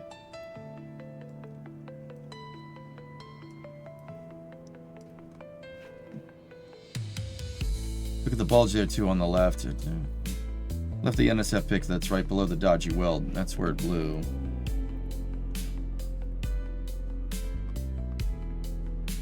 That's not a dodgy weld. That's something on the inside, Tessa. What is a COPV? They're the black tanks. See them right there? They hold nitrogen. Guys, I think a COPV exploded. This one right here, particularly. Because look, if this thing exploded out, right? Don't you think this piece right here, see that piece, see that flap? Don't you think it'd be blown outward? It's blown inward. It's bent. That's bent in. That piece right there, see it? It'd be blown outward like the rest of this, but it's not. You have a diagonal tear right there. Dude, a COPV exploded. I'm really coming around to that idea.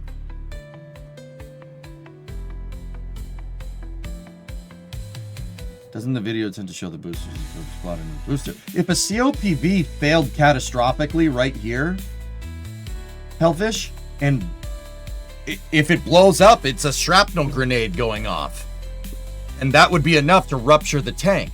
Clearly we saw the rupture happen down here first, and then the tank unzipped.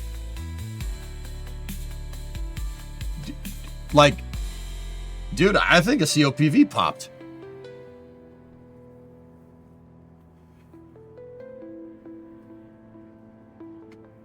Because, guys, these nitrogen composite overwrap pressure vessels? If they... Okay, where are they? Where are they? They're not there. They're gone. The whole chine is gone. There's some pieces of it on the ground. But look at the chine. It tore the chine up. It ripped it apart. This was... It's tough to... You need a lot of energy to tear stainless steel like paper. And the depressurization event could have done it, dudes, but... Guys, I think a COPV exploded.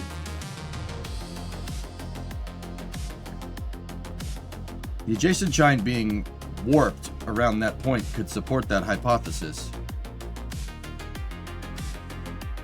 But... Dude, it reminds me of the SLS... Yeah, Hinris, exactly.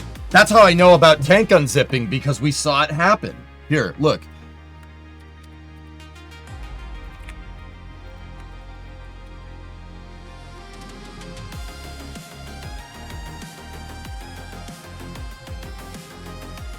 Watch. Watch. Watch the scene. Ready?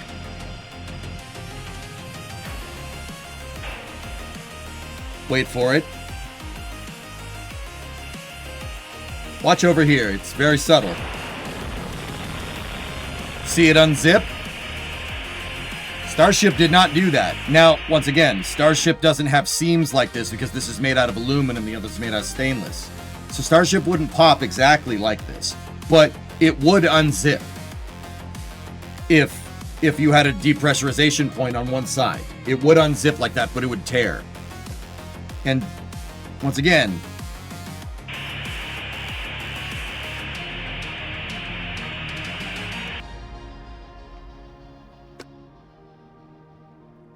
fellas, I don't know, man. We'll talk about this on Flame Trench. Guys, look, it's right on the chine. The unzip, what's killing me here is that the unzip point, A, it isn't on a seam. It isn't on a vertical seam. And B, it's directly in line with the chine. The chine is in the direct center of the unzipping event. I think a COPV popped. I'm serious. Pneumatic pressurization would be done on the COPVs. That would be one of the first things you test. You can't test it. You can, yeah, like that would be one of the first things. You just make sure that the COPV is working. I think another COPV exploded. That's these high pressure tanks, high pressure pneumatic tanks. These things.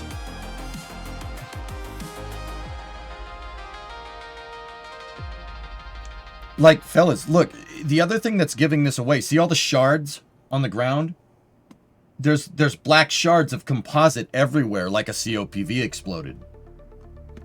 There's like 4 or 5 of them stacked up here inside of the chine. You can see the intact ones on the other chine right there. These are nitrogen COPVs. They're used to start the engines, to air start the Center 13 engines on Super Heavy. That's what they're used for. Those are what they do is they shoot nitrogen into the turbines, and the turbines are driving the fuel pumps on Raptor. It's called a power head. They shoot pneumatic gas into it, like if you take keyboard gas and you shoot it into a PC fan. Zzz, that's what they do. That is that zipper noise, that zzz noise that you hear when you see a Raptor engine start. It makes that zipper noise. That's the turbine spooling. Like on a turbocharger, but it's moving fluid. It's a turbo pump, not a turbocharger. But if the COPVs were charged, wouldn't we see some of them fly away? May have been the first one, Phil. Dude, yeah, I mean, may have been the first one. The other thing, yeah, maybe. That makes sense. If they were charged, you would have seen them fly away. But my other question is, dude,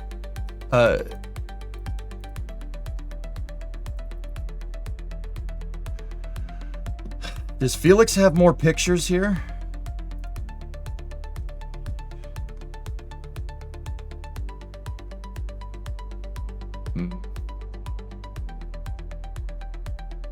Okay.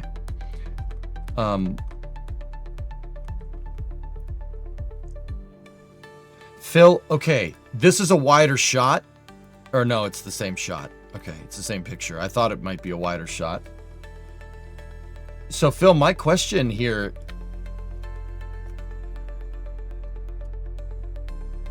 where are the COPVs from the chine? If they weren't charged, don't you think they would have fallen on the ground?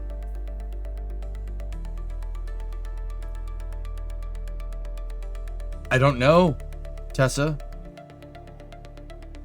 Like, that's my question, dude. Where are the COPVs? There's like 6 of them in that chine. You could see a bunch of them right here. So that'd be 1, 2, 3, 4, 5, 6. Don't you think we would have seen one if this thing exploded and it had an outward pressure explosion? Don't you think these COPVs would be lying on the ground over here? Where are they? They definitely, I don't think they would have fallen in here, right? That's what's getting me. Where are the COPVs? Where are they? They're not there. They're attached on the outside, torn out, that you can't see. Still attached. Well, then you'd see them hanging off here. That's not a COPV. That's the lines from the new version of Massey's. They would be hanging just like that one is. Where are they? They're gone. Unless that chine didn't have COPVs.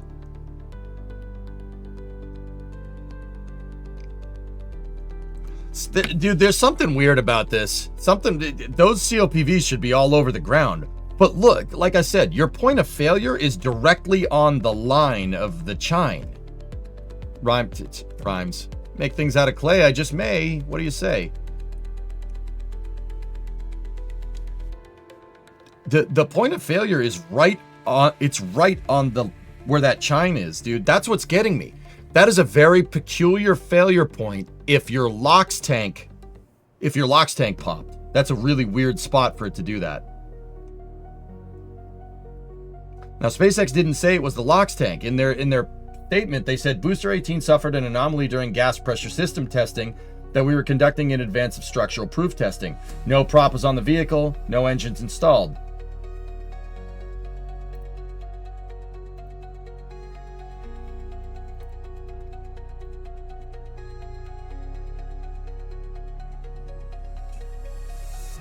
And that guy's funny. I don't know. You guys see anything?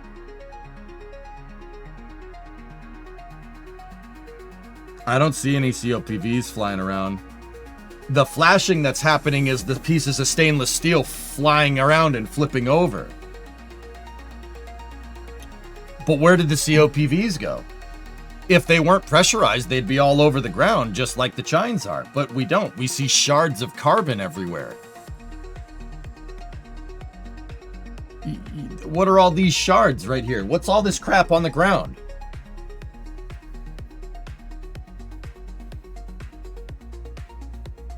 Do Twitter videos let you move frame by frame? I forget if it's dot and comma. No.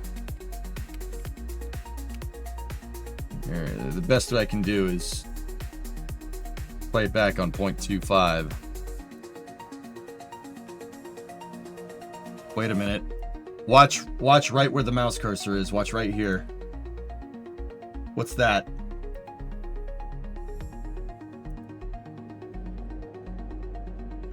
See all the flashes? That's just the pieces of stainless steel flying away. Those are pieces of the chine. Nah, there's something funky about this, dude. It could be something as simple as the weld. But once again, if it was the weld, it wouldn't have popped in the way that it did. If it was the weld, it would have failed on the vertical seam, and then it would have failed on the horizontal seam, and then it would have found the vertical. Like, that's just very weird, man. That's a really weird thing. My big question would be where the COPVs are. I want to see the COPVs from that chine. Where'd they end up? How much distance did they get? If the COPVs are relatively intact and they're a good distance away, that means the LOX tank exploded. And then I think we can conclusively say welds. But if the COPVs are in shards all over the floor, all over the ground, which, I mean, dude, that's what it seems to look like here. If it was stainless, it would be reflective, like some of those pieces are, but what's all this crap?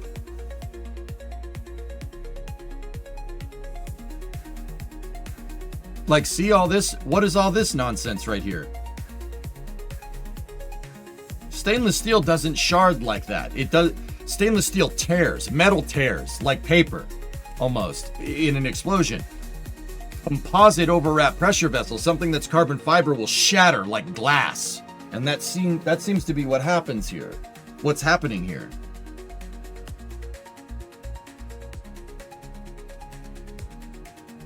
Huh. Is there flanges on the gas pipes? Yes. Ryan's article on NSF seems to agree. He attributes it to a COPV popping.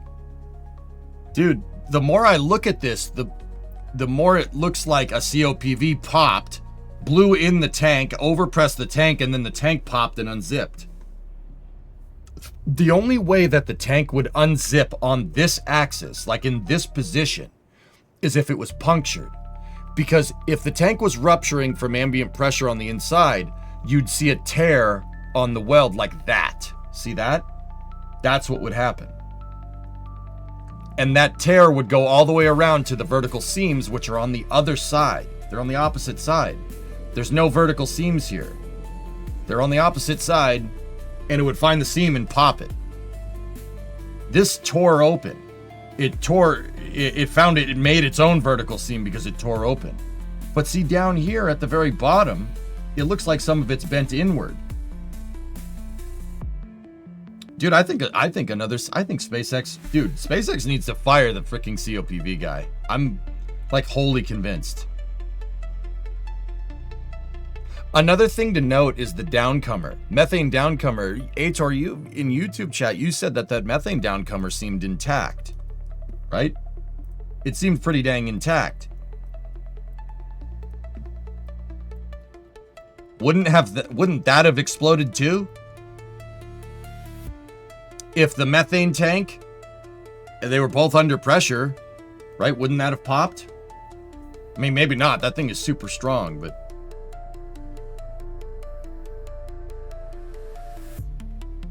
I trust what SpaceX some guy on NSF. Yeah, okay.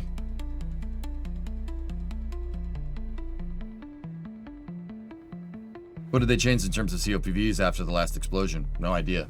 I don't know the differences between Booster 3. I haven't been watching it that closely. Do they pump N2 up or down like the COPV valve? No idea. We'll talk more about it on Flame Trench, guys. I want to get back to building the crane. Just something very interesting, dude. It looks like, that thing looks like a COPV and the chine failed. It's very interesting because a COPV in Ship 36 payload bay is what caused that explosion.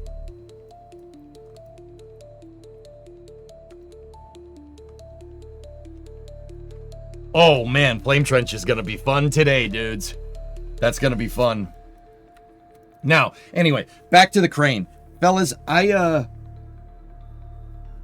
doing my calculations right there. If we were able to pick up a 5-ton lander with relatively no difficulty on Kerbin on the moon, we should be able to pick up a 30-ton lander. Because a 30-ton lander would be the same analogous weight, because we're in 1/6 the gravity. And forget Minmus. Minmus, we could pick up a 50-ton lander with this thing. I don't think we have to worry about any of that.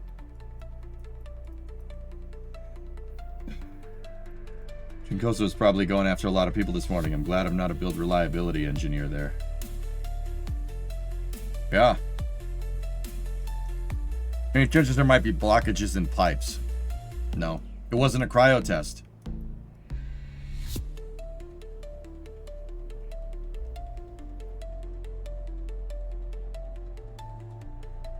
I mean, yeah, Tessa, it was an ambient pressure test, so yeah, it's hard to say. Should move the panels on the legs out a little bit to avoid clipping with the lander. I raised the wheel height, Pigzig, to get around that problem. We should be able to do it again, but I want to test it, which is why I wanted to get back to this. The other thing I think would be a better idea that would help us cause less boom deflection. So every time we dock and undock from something, this thing likes to bend forward. It's hinge drift. You guys know how that is.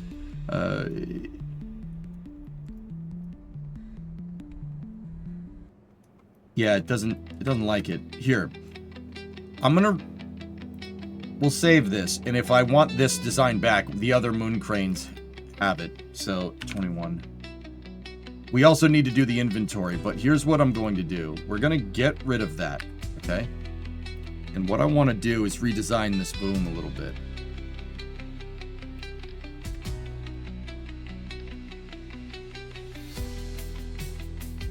First of all, I want to put this on 2 axes like that. I want to put hinges in here like this. Those hinges don't need to be powered. I'll leave them powered. And then I want a 1P4 hydraulic cylinder. And what I want to do with said cylinder is this.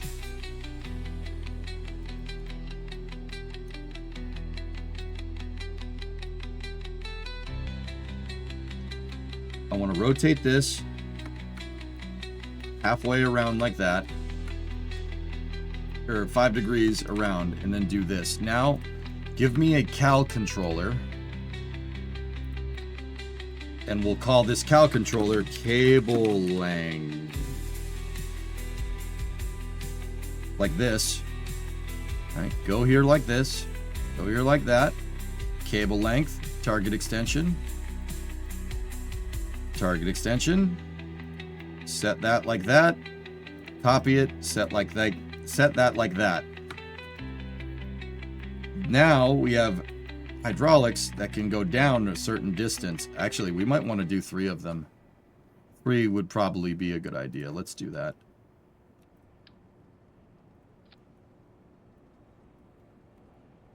So take this bad boy, rotate it another 5 degrees.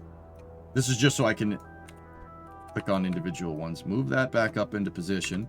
Take that, go here, cable length, click this, target extension, paste the same curve there, right? And whoop. Perfect. Good. That can almost, I don't want to make it reach all the way down to the ground, but it can almost reach all the way down to the ground. Now, once again, this is a little bit more complicated. But what this thing will do, the boom on Moon Crane deflects. It bends. That happens from docking and undocking. That's what does that. If we have these things in place, right? These things should be able to absorb the docking thing, and it should bend this instead of that, and that's not a big deal. Kerbal construction, we could just replace it if we really want to, and then we could just rebind it to the Cal controller, call it a day. Now, we also need what's called a block down here. I would like a block. Now, what that does, we need some weight down here. That's the right way to say it. What that does is it'll make it so this thing will always try to stay in tension. Real cranes do that. They have this thing, you've seen them if you've ever seen a crane. It's this big, heavy block, metal block piece with a hook at the bottom and then some pulleys at the top. They're called crane blocks.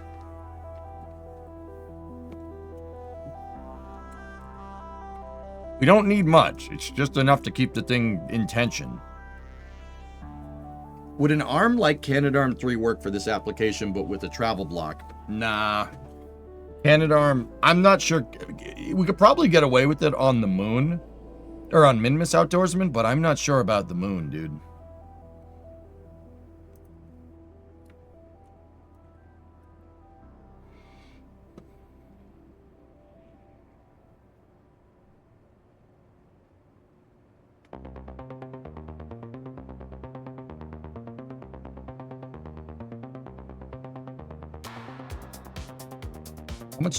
How much mass do those hinges? That's 20 kilos. Okay.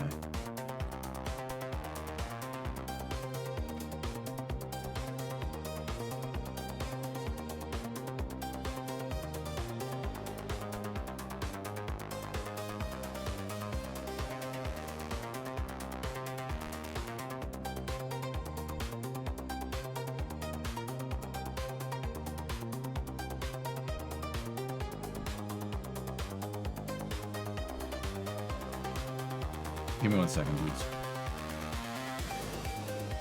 Put that right there. How will you be able to increase the mass on the Moon? Isn't that failure due to exceeding your critical angle? How would that be different in different gravities? Because we're dealing with weight, not mass. Weight. The force of gravity on the mass of the lander, Ghost Rider, is what made the crane tip over. Not said mass of lander. We should be able to do 3 times the force here without anything bending, because the gravitational acceleration being exerted on the mass is what weight is. Does that make sense? Or am I thinking about it wrong? Could be thinking about it wrong. I've had a weird week, dude.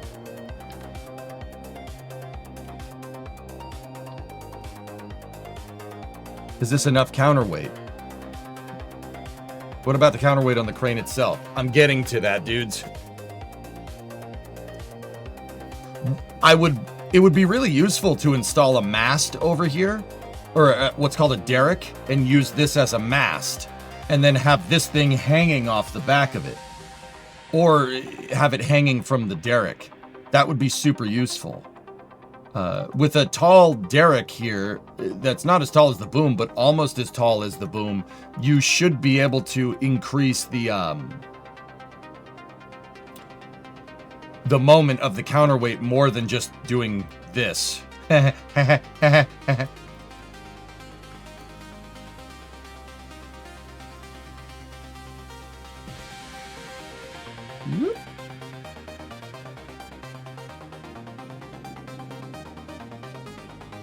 Cool thing is that this can stow a lot better. See that? We can stow this away way easier.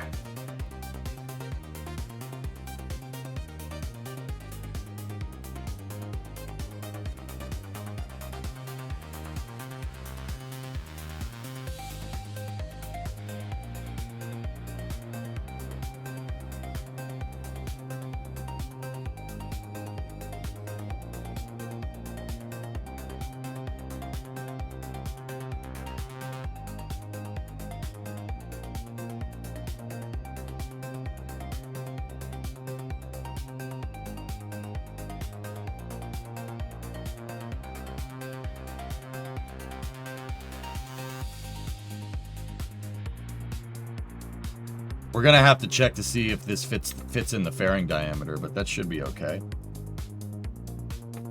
Wouldn't your counterweight also weigh less? So your critical angle would be in the same location unless you were having a part failure. So, yes, Ghost, for sure. I'm talking about the parts bending. The parts themselves bending. The parts will be stronger because there's less gravity being pushed on them. If that makes any sense. I mean, I get it. Physics is still physics, but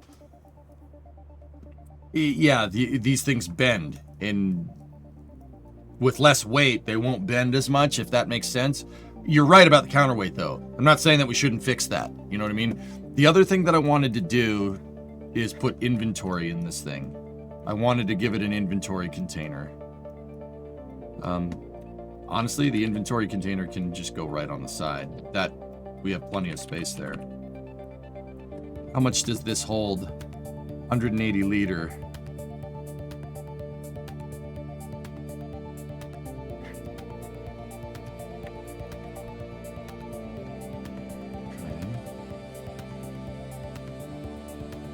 Excited for the holidays. Happy Friday. Hey, Young Food. What's up, buddy? Wonder if we can get away with this.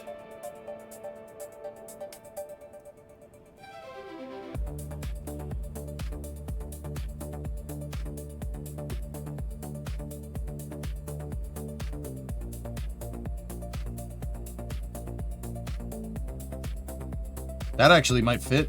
That might fit perfectly just like that. Well, I'll leave it like that, and if we have to modify it, we have to modify it, but and then I actually can take this cal controller, and because we're not stowing it that way, we can just do that. There we go. Just sad to hear the news, Squares. Yeah, hey, dude, don't worry about it. Booster 19 will be out here sooner rather than later, man. I'm not worried.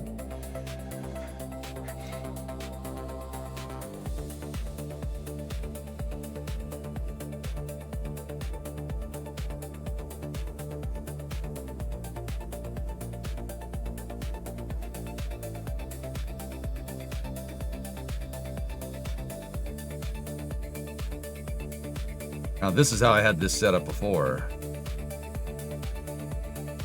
That gives us plenty of space. Almost had Ryan ready to eat his April prediction. Dude, if that stupid tank didn't pop, I would have been right about January, and I'm not going to let that slide. I would have been right. SpaceX was targeting January for flight 12. Damn you, physics. Stupid. Bah!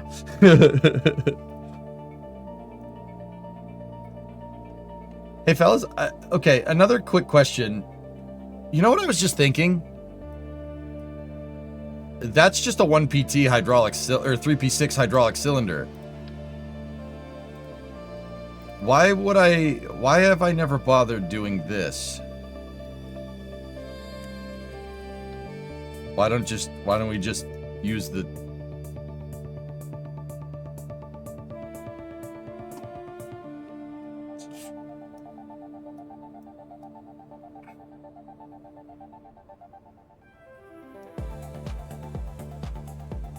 Is there a particular reason why I said why we didn't want to use that, or? Huh. That would certainly fix some things, wouldn't it?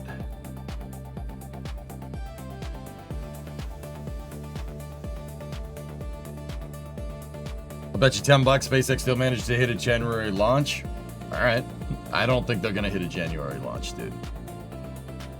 And I'm pretty damn optimistic about this. I don't think they'll hit a January launch. Not now. It was on the table, though. That's important to understand that it was close.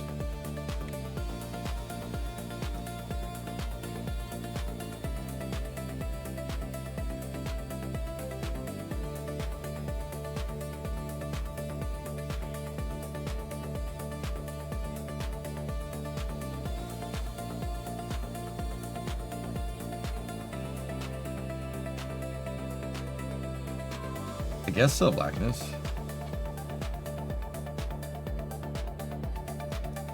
Why are you making a crane? Pick up things. Why does anybody else make a crane? But I'm making a crane to pick up things on the moon. That's pretty cool. I'm just saying. What are your thoughts on Booster 18? I think a COPV popped, dude. I think SpaceX has a problem with COPVs. You really want my honest opinion? I think they got an issue with those things.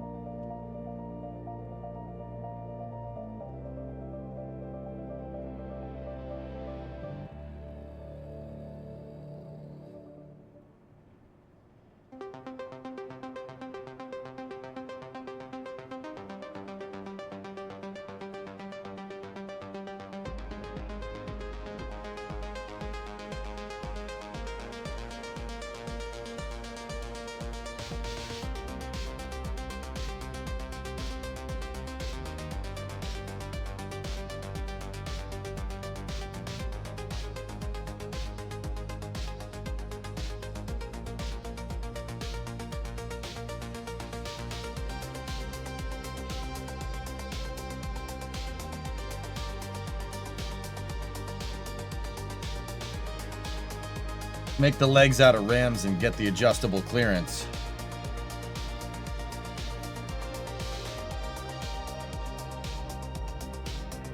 That's a lot of extra mass, dude.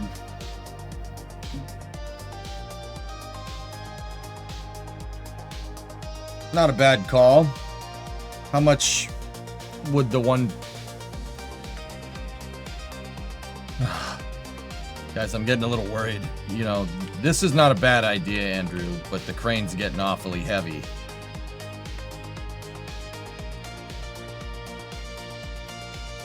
How much mass is that thing? So it's, let's round up, it's 700 kilos.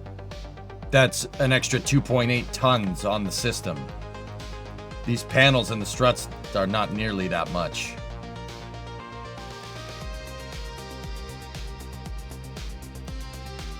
Crane's getting a little heavy. The derrick, yeah, Blackness. The reason why I wanted to do a derrick is so it wouldn't get rid of the yellow, the construction. Get rid of that. Heart drift. Yeah, the derrick would help us with stability with that, dude. But making this thing unfold and having it use pendants and stuff could make this a little bit complicated. I want to, and I know we can do it, and I know it works from making the Chungus cranes. I know we can do it. But is it worth it? This thing breaks Just make another one.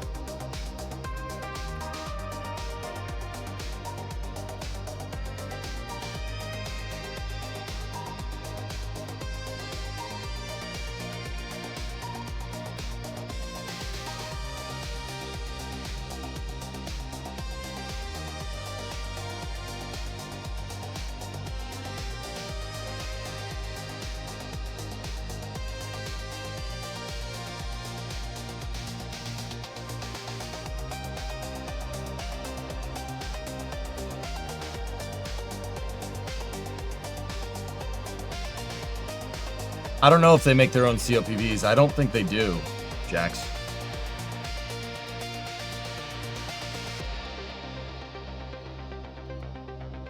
Yeah. Alex, yeah, I know what you mean. Double it up. But that's not going to stop it from doing this. It's not going to stop it from bending if we extend it out. That's my problem. My boom, so if the boom is here and the counterweight's here, both of them want to... The counterweight just wants to bend down, and the boom wants to bend forward, and it's causing this to... We're basically doing the equivalent of bending the metal down here. If I have a derrick is the piece on a crane that's right here. If we had a derrick right here, right, that actually might be able to get this working correctly, and then I could just adjust the angle of the derrick. Right? So basically, if this thing is acting like the derrick, right, we could move it back and forth, right? And I could hang the counterweight from here. We could have the counterweight just hanging from the back. That's how a real crane does it. That's how the real one works. The real one doesn't have a static counterweight that they increase moment with. No, you try to keep your counterweights hanging from something that's plumb with gravity. Prevents deflection, what's called deflection on a crane. Dockable expander that reaches to the ground? Nah. Yeah, unless gravity, it should be fine. I'm really just trying to fix that drifting problem.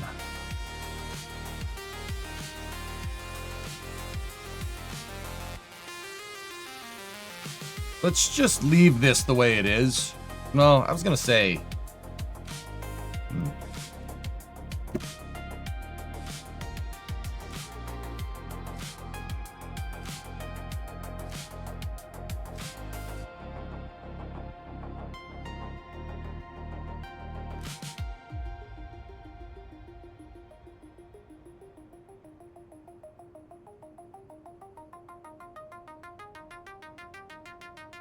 Jibs? Jibs would only work if we have a derrick to attach them to, or something to attach them to. We could put a jib over here, but remember, this thing is not a regular crane. It's got to fold up, and it's got to be able to deploy by itself, which, once again, that's a little... I would prefer... That's a little strange. I would prefer to have...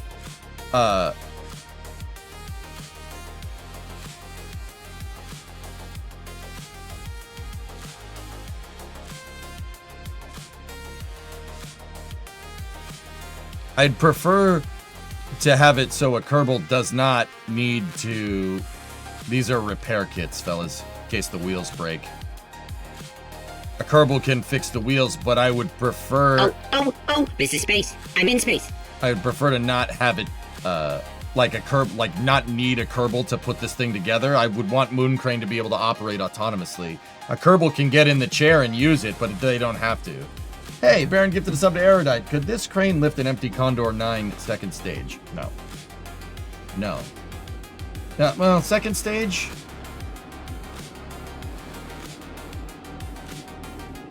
No.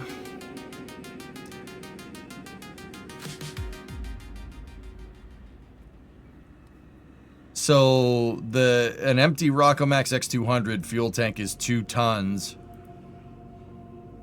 And an empty, it would have a poodle attached to it at 1.75. It might be able to, dude. Yeah, we would have a little bit of trouble, but it might. I think if it was close, if we didn't have a lot of loof, it could pick it up. Like in this configuration, if it was closer to the rotational point of the crane, it should be able to be picked up. EJ, what did you do to Booster 18? Ah, sorry, man. Negligent discharge. I shot it. I'm the ULA sniper. Sorry, man. I don't know what to tell you.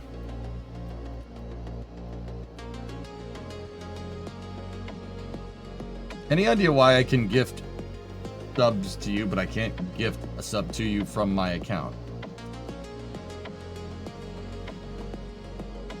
I have no... What?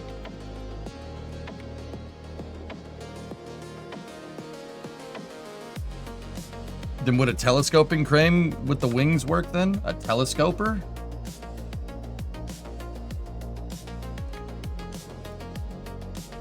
Have an option to replace it with assembly docking ports. Why would I replace the wheel assemblies when you can just repair them, Tessa? Why would I do that?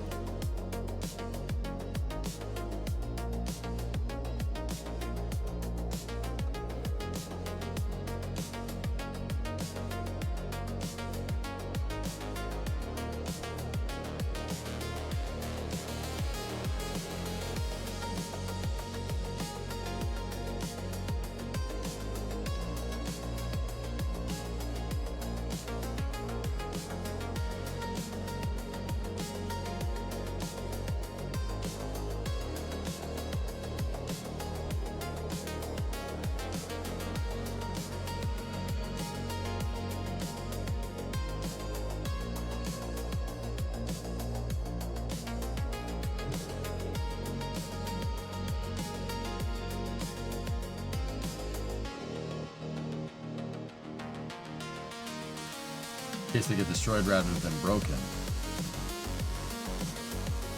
What scenario would a wheel explode with this thing? It's not a pre-runner, dude. I'm not going to be driving it around all over the place. It kind of stays around the landing site. Why not use an ore tank for counterweight? Don't have one unlocked. That's why I switched it. It was the original design had an ore tank, James, but I don't have the ore tanks unlocked. Now, what we could do is we could do science missions. We could go do science missions. If I sent my Free Science Junior hopper over to the moon and we landed it kind of on the border of 3 biomes, we could probably get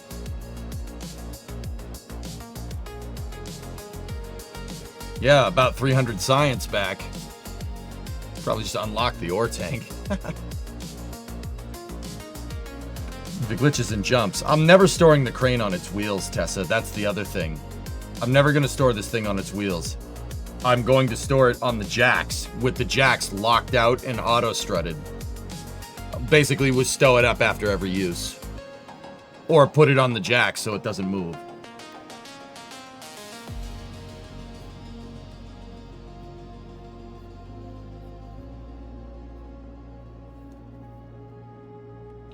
Well, let's just mess with this. If we were going to do this...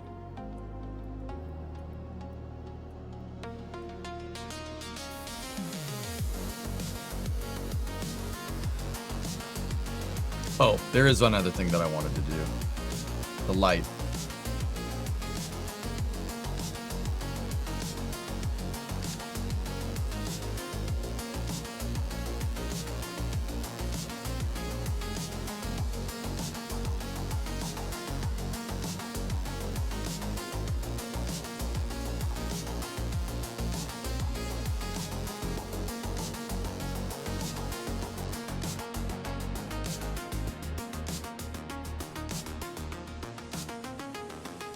Make it so you can point the light at things. And I want it to be offset of the... Yeah, there we go. Offset of the boom. So this thing, we can point the light at what we're trying to see.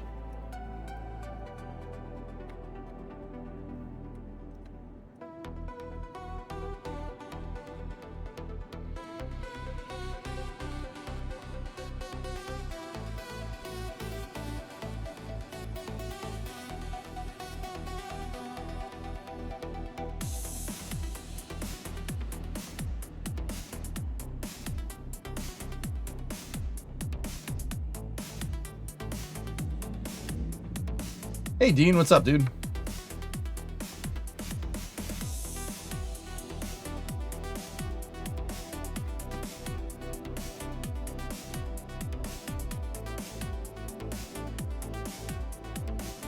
Yeah, a downward-facing light, Tessa, is not a bad idea. I used that on my Canadarm, and actually...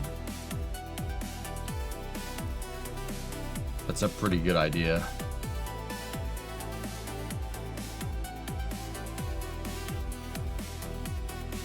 That's fine.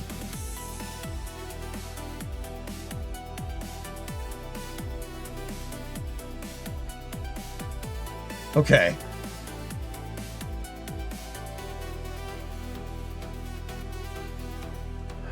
This Derek thing is kind of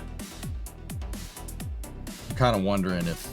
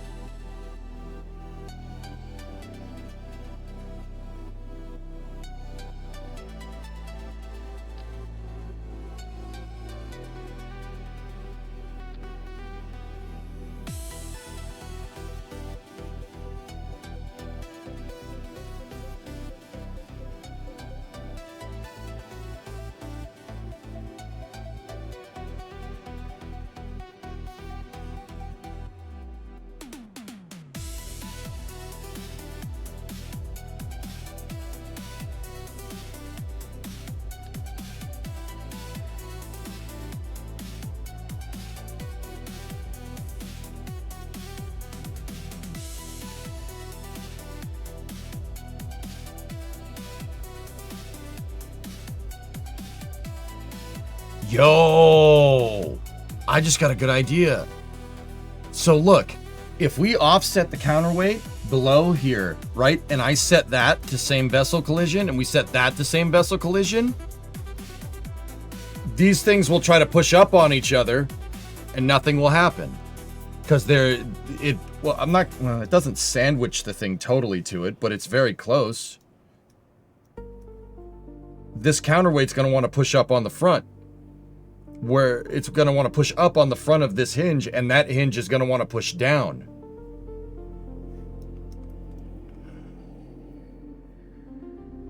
I don't hate that. I don't hate that idea. That's a good idea. But that means what happens up here? We'd need something on the top of that.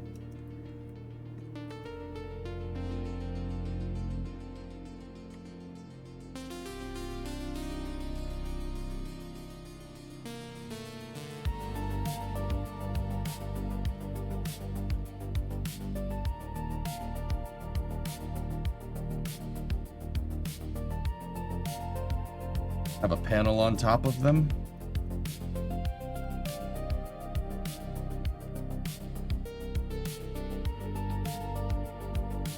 I'm not sure if the panel's collider is thick enough, Tessa. Let's just try double SVI there. Let's just try it on 2 of those and see what happens, because they're already strutted into position. So like, guys, I'm resisting temptation right now. I want to build the derrick for this thing and make it so the boom is like 1,000 times easier to control. But this will probably work just fine.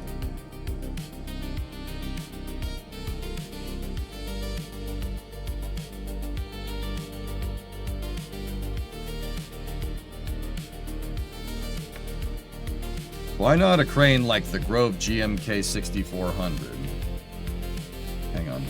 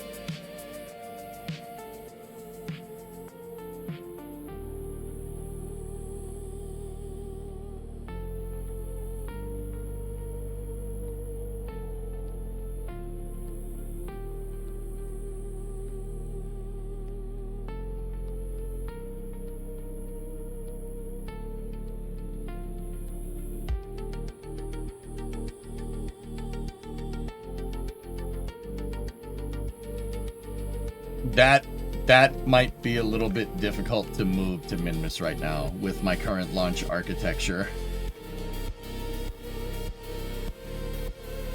This also needs Kerbals. You need Kerbals to build this thing.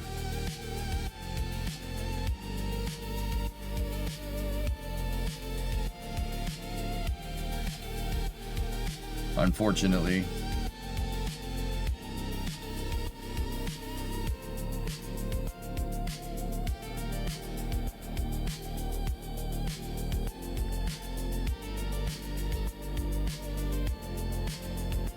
He's gonna grab it. We're gonna grab payloads off of the lunar landers, right? Right, 95? That's what you're talking about. Looks like the V3 booster lift jig is heading to Massey's.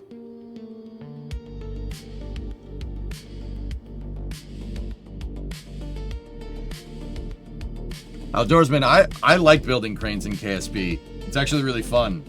We should probably redesign that crane a little bit, but you know, fine, whatever. The pin's too far back or too far forward, but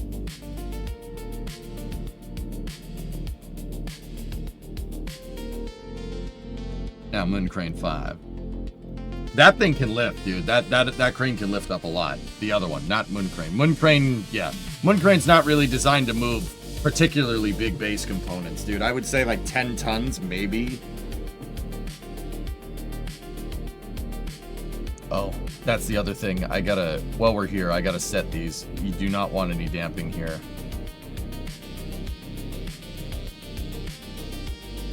And then we need to change the length of the cal controller to like 60 seconds.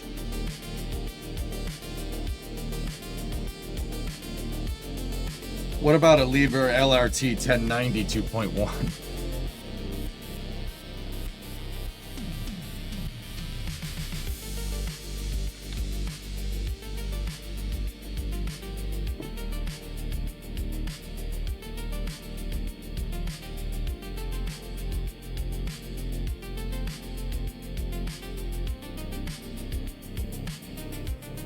See, that thing is more in line with what I'm trying to do.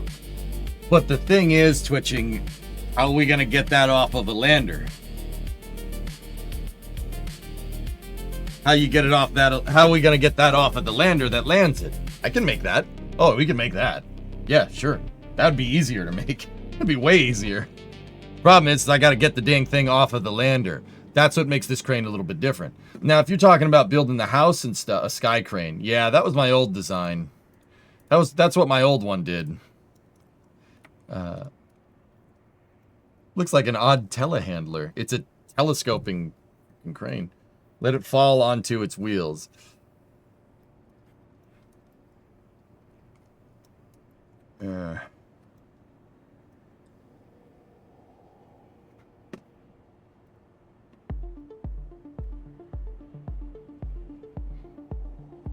No, I think we got a good thing going with this right now.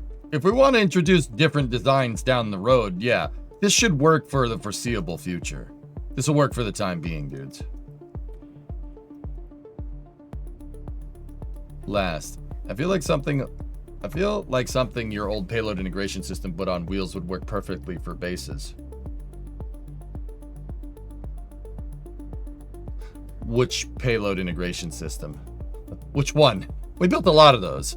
we built a lot of those things.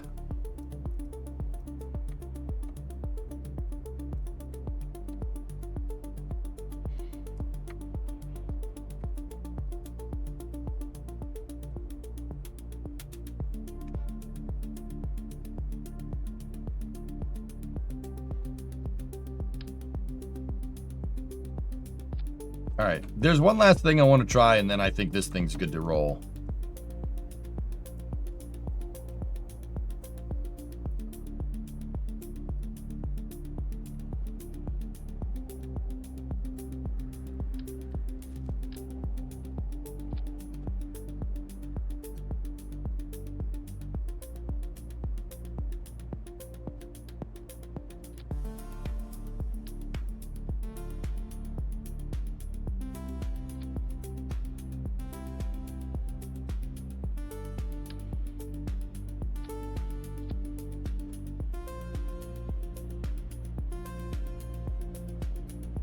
The giant hangar one.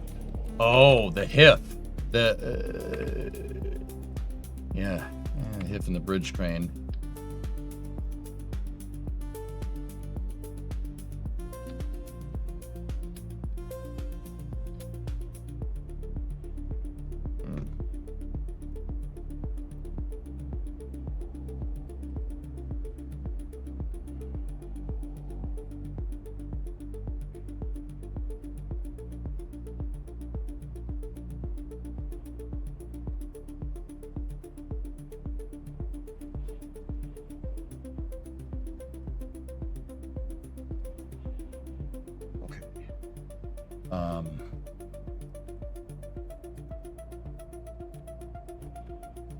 Now if we had these here, where would that line up?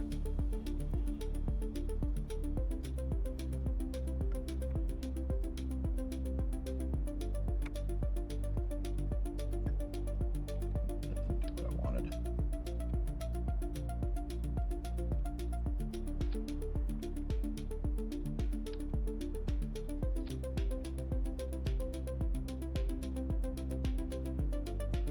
Sending the moving parts assembled up on orbit, then constructing the frame on orbit would be a really cool mission.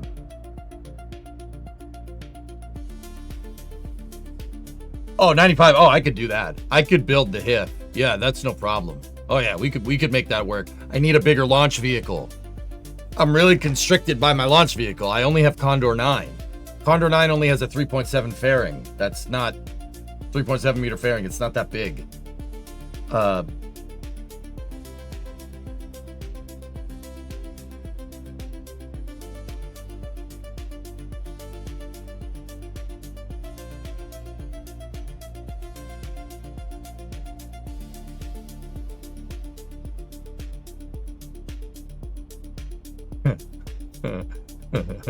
I just had a very interesting idea.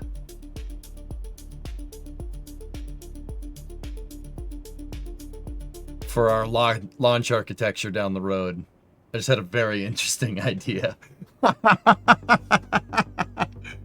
So, my Condor 9 lifter is a Kerbalized version of Falcon 9. Like it's supposed to be like a Falcon 9 that's designed for the Kerbal solar system, right? 95, how funny would it be if we built a 1-to-1 scale Falcon 9 and we used that as our heavy lift vehicle? That'd be kind of funny. 3.7 meter core, right, with a 5.4 meter fairing. That actually would, dude, that would be really good. How much payload capacity would Falcon 9 have if we freaking did that? Dude, okay, what do you need for Kerbin? For Kerbin, you need 3,400 meters a second delta V for orbit, right? In real life, it's 9,600. Dude, that would, I mean, rough estimate, like 3 or 4 times the payload capacity. Dude, we could have a Falcon 9 that could do 100 tons, and it would have a 5.4 meter fairing. That's really good for Kerbal. That would be fine, actually. That's a really funny idea. I actually like that. I kind of want to do that. You know, yeah, dude, it would be somewhere in the triple digit tonnage, dude. That would be pretty funny, man. Dude, that's what we're doing, man. That's what we're gonna do. I'm gonna do that. It's just a big SSTO. Yeah. But it would have a 5 meter fairing. Oh, man. I think if we put like 20 tons on that, the first stage would just single stage, dude. It would just get the whole thing up there. That would be really funny, though. That's a really funny idea. We should do that. That's good. I like that. That's funny. I was thinking about what we should use for a heavy lifter. Literally, yeah, dude, it's just a Falcon 9 first stage with the payload fairing on top. It's so cursed. I hate it so much, dude. Can we not do that, please? Like, oh my goodness. Falcon 9x4 with SRBs, bro. Please stop. Oh my god, stop. Hey, Starship would be an actual SSTO. Yeah. Yeah, it would. Yeah, dude. I think that's what I'm gonna do. I'm gonna build. We'll use Condor 9 as our small vehicle. We'll use Falcon 9 as our heavy lift launch vehicle. It would have a 5.4 meter fairing. Yeah, I'm really looking for a 10 meter fairing though, for my eventual architecture. We could go. I mean, the other thing is we could go build something like Prometheus. We know building at that scale does work. You just got to fudge the fairings a little bit.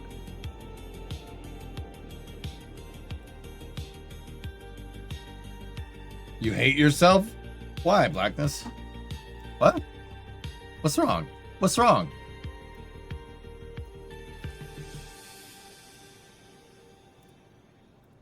Why did it tab out? That's weird. Yeah, and then we build actual Starship. We build a Kerbalized version of Starship as our super heavy launch vehicle, and then we just build real Starship as our ultra heavy launch vehicle. That's actually super funny. I like that. I like that architecture. Just build a real Falcon 9 as our heavy lift launch vehicle. But then again, the other thing that I wanted to do, guys, is a...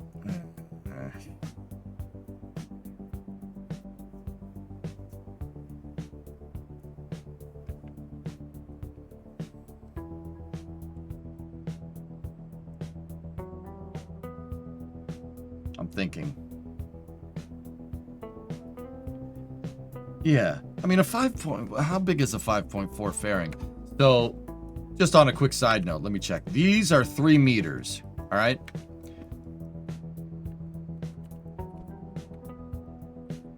So if I put one here, right?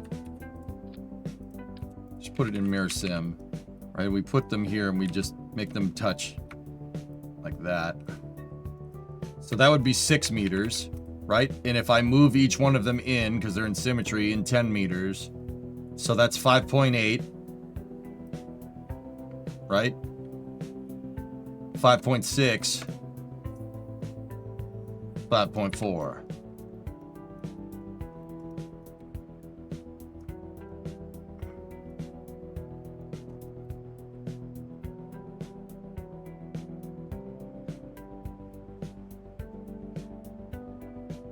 No shuttles? I got plans, Builder. I got plans. Don't you worry.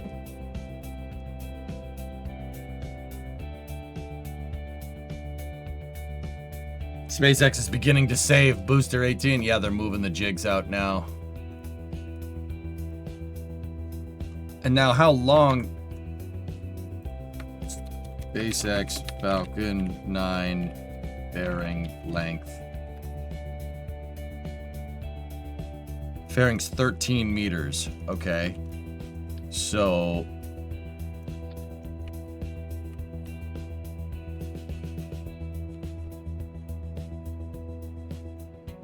that's on the center line. That's 3 meters. 6 meters. 12... yeeho.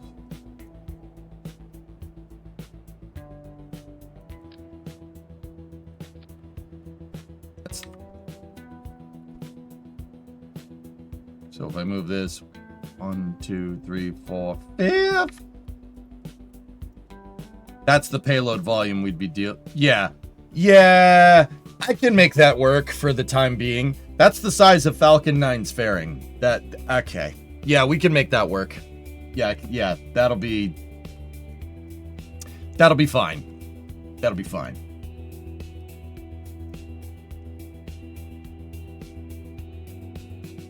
Yeah. Yeah, that's fine. That'll work. Yeah. I'll do that. We'll make that my heavy lift thing. Anyway, I want to go back here to see how we would make pendants for this.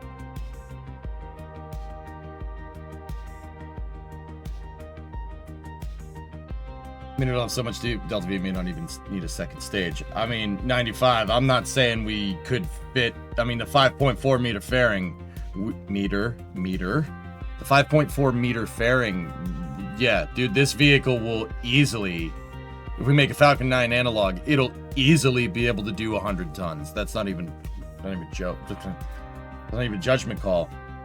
Imagine the stuff we could build with that, though.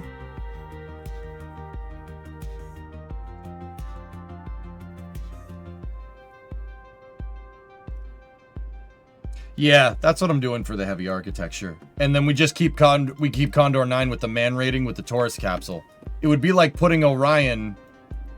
This would be like putting Orion on top of Falcon 9 and then having Starship with an expendable second stage and a 10-meter fairing. Actually, you know what this would be like? This is like using Falcon 9 with Orion on top and then New Glenn 6x7 or whatever the hell that new one is called. I'm okay with this. Yeah, this is fine.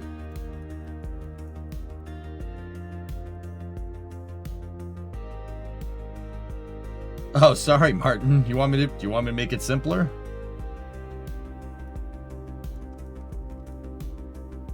Yeah, I think that's what I want to call that new version of New Glenn. I'm calling it 6x7. Yeah, we're doing that until I get bored of doing that.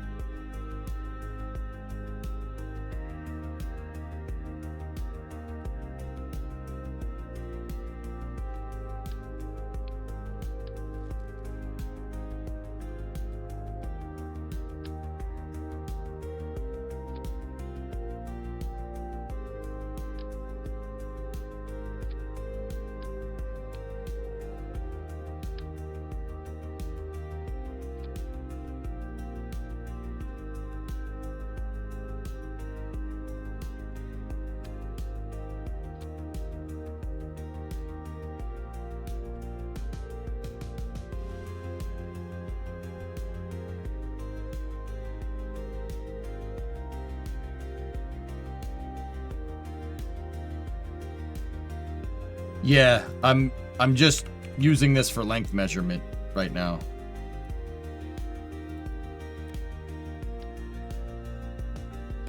So this is also for me to test stuff with the pendants. Hold on.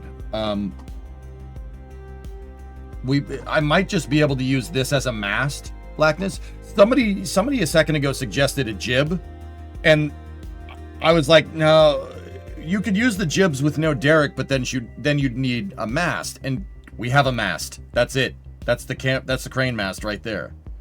So if we do something like this, right? We move this back into position.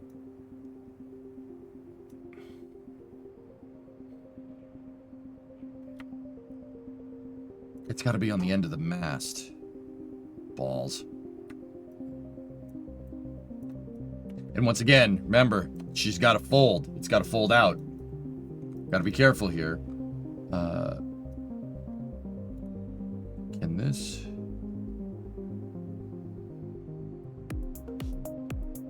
extend to there?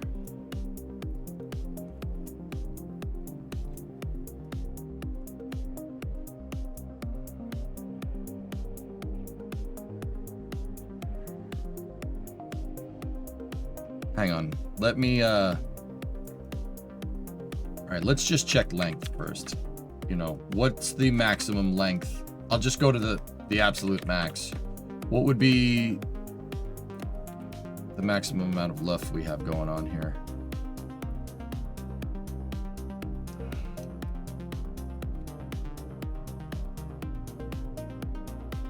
Not sure I like those angles.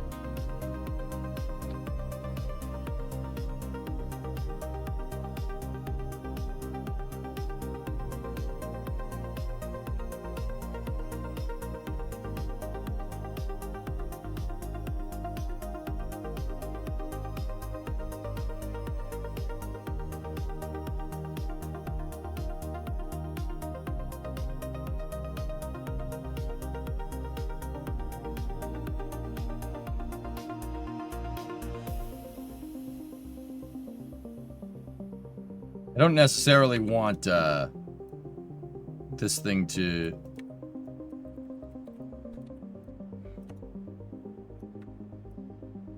Oh, yeah, dude. Easy peasy.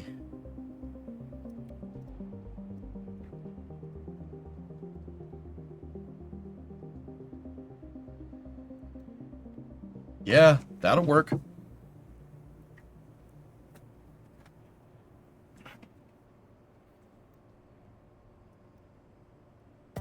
See, this is also, you know, Tessa, we were talking about putting a panel up there, right? To hold it in place. This will do that.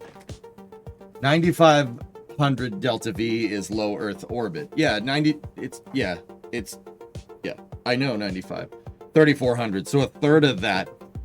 We need a third of the Delta V, which, you know, rough napkin math, it doesn't really work this way. Rough napkin math, though, if Falcon 9 needs a third of the Delta V to get into Kerbin orbit, as opposed to low Earth orbit, should be about 3 times the payload capacity, probably more. Yeah, it should be about 3 times. Yeah, that should be right.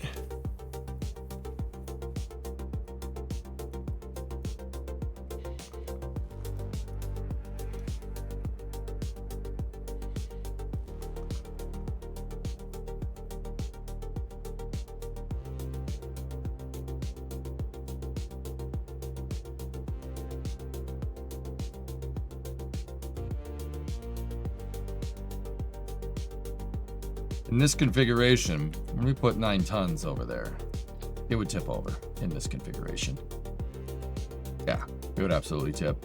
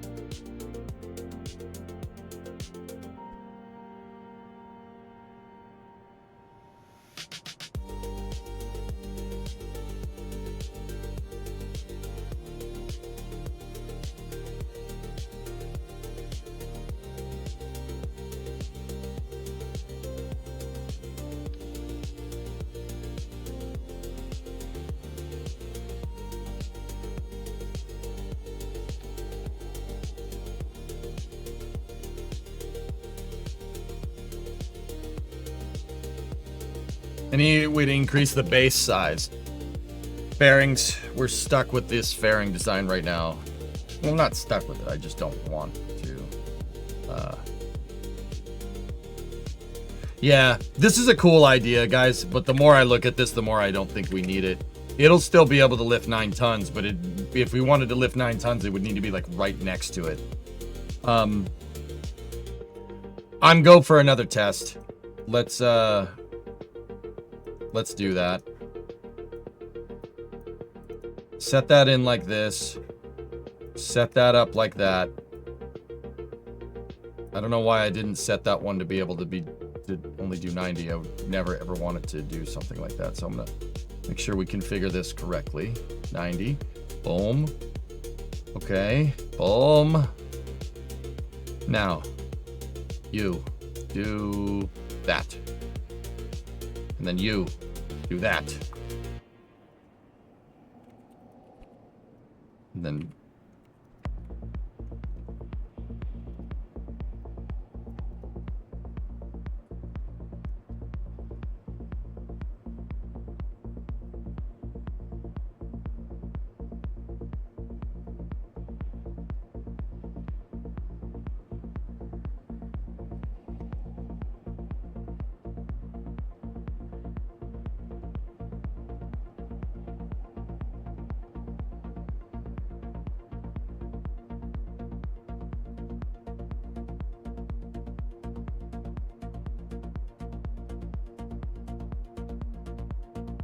Got room to spare. Sorry if I'm too excited, but eventually panel connected to the ground with a docking port to attach the fuel tank.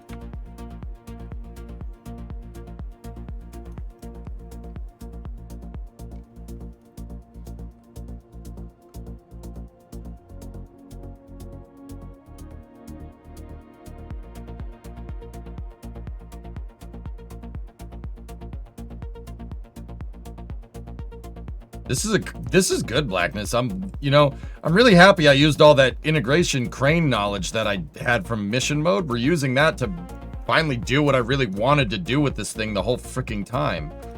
And that's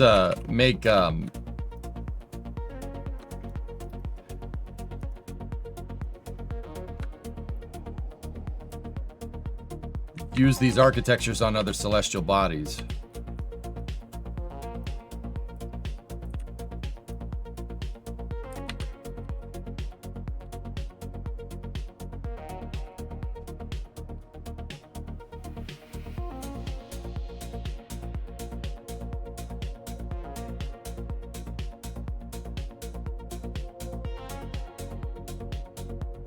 Cool.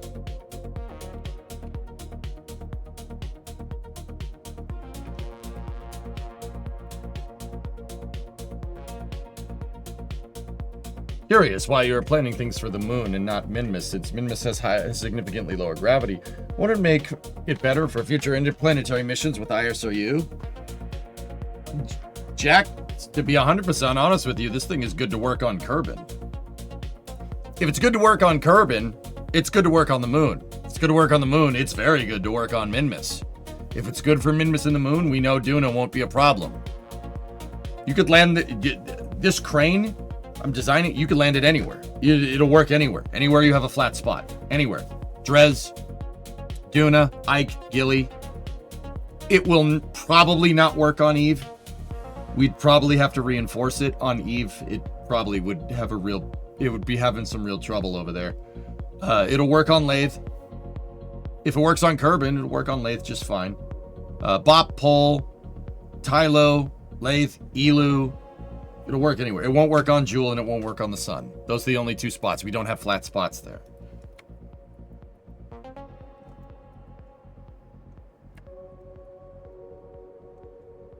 Yeah, we'd have to be careful on Gilly. The crane could launch itself into the air trying to lift something up.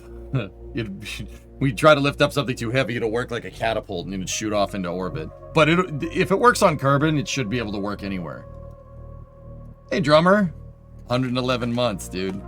You, Glenn. 6x7. All right, let's do this. Let's do a test again. So, I don't need inventory for struts. We did put inventory on there. Cal controllers are done. Strut arm connectors are placeholders. Save. Switch over.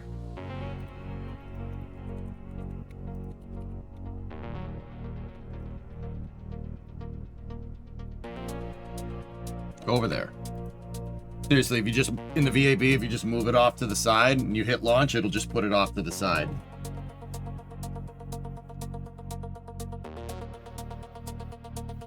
Yeah, with Gilly, this thing might need a ground anchor. Just because. Heck, dude, we could ground it. We could put this on I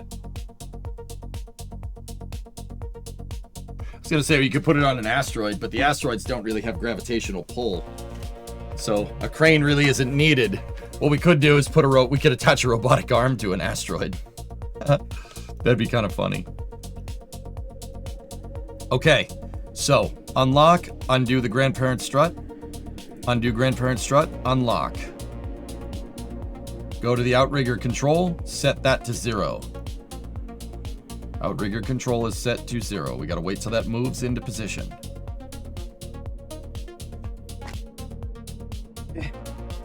Have you ever used those docking ports that bolt into the terrain? I have, J-Speed. But I use them. I use those things in the context of like anchoring a base in place.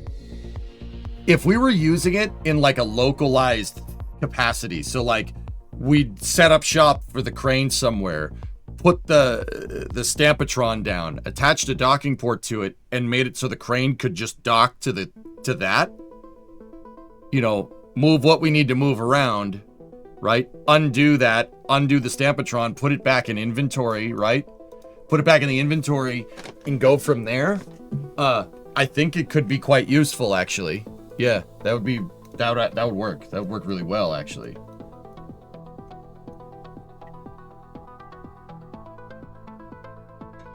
Yeah. The Stampatrons don't really work well holding a base component down in one spot. But for like a localized construction site, this would work actually, that would work really well. Go figure.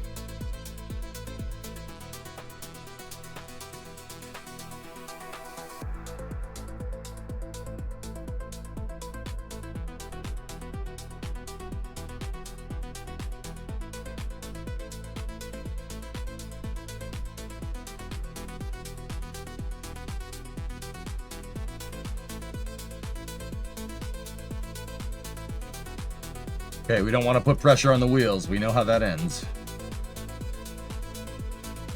Here we go.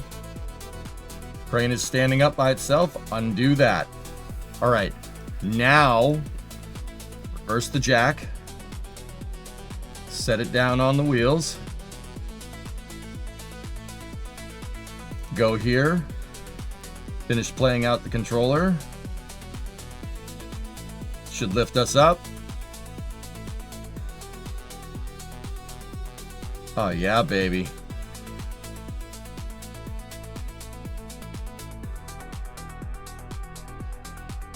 Enable the wheel controller.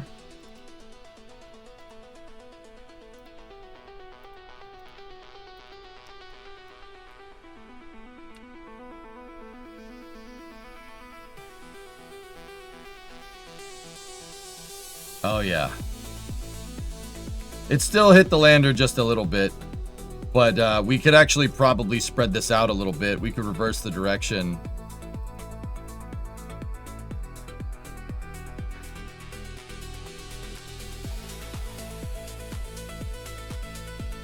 I'm wondering how the clearance would work here. Oh, yeah. Easy. Plenty of space now. We're good. Yeah, shifting the wheels down a little bit seemed to really figure, he said as he runs into it, that seemed to really work. All right, excellent. Hit the brakes, hold position, reverse the controller, set the crane down.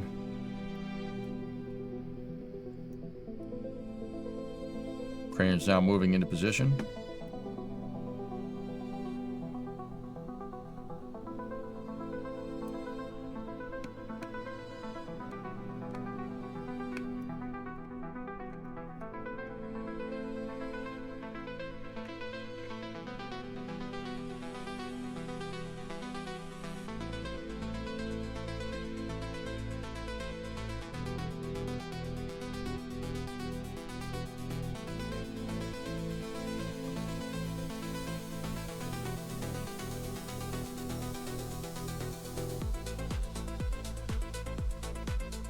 Okay, I noticed something. With the better ride height from the wheels, yeah, these things, watch. If I take the jacks, right? Put the jacks down, watch what happens.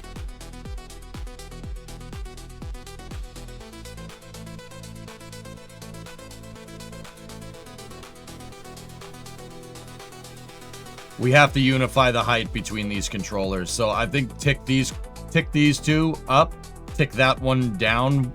If we tick those two up 10 centimeters, we tick that one down 10 centimeters, that should fix this problem. Because yeah, not having the center jacks is a little eek.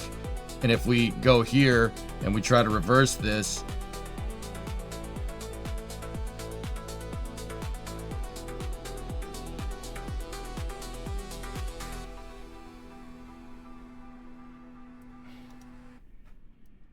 oh, they had the dampers on.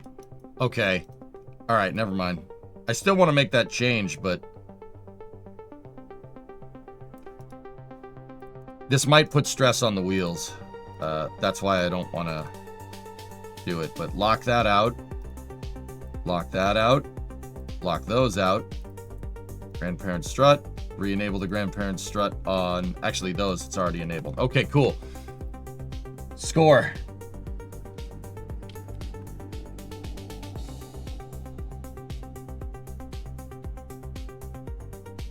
Yeah, the problem is if we lower... So, drummer, the wheels are touching. The wheels are touching the ground. The whole idea was to, with these jacks, the jacking system was to get the wheels off of the ground. My wheel, if I use the cowl, right, and I try to go forward and back with the rover wheels, it's trying to move. That might give us a positive here. It might give us a positive in that you know, more points of contact. So if I put the brakes on, it might actually work. It might actually help us. But you know, we'll see.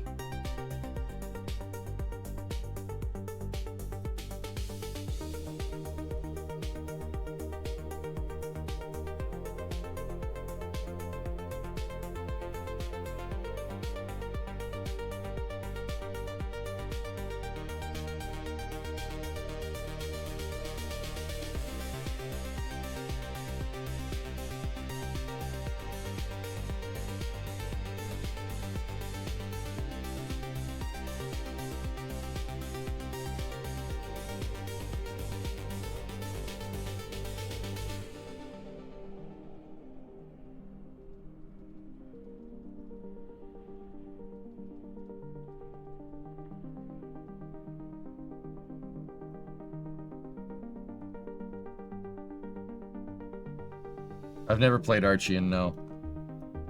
Same vessel collision seems to be helping us here.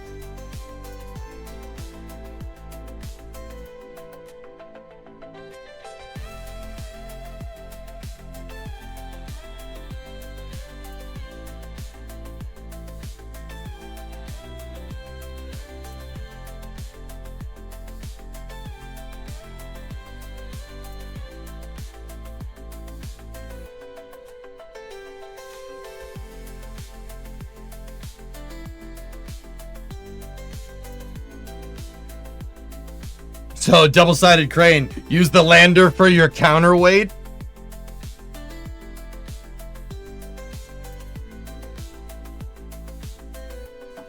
I mean, Duck, there is a docking port over there.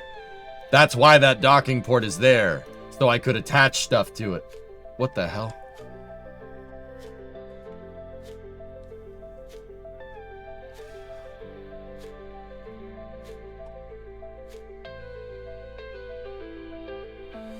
Same bezel collision actually seems to be working really well. That's actually really funny.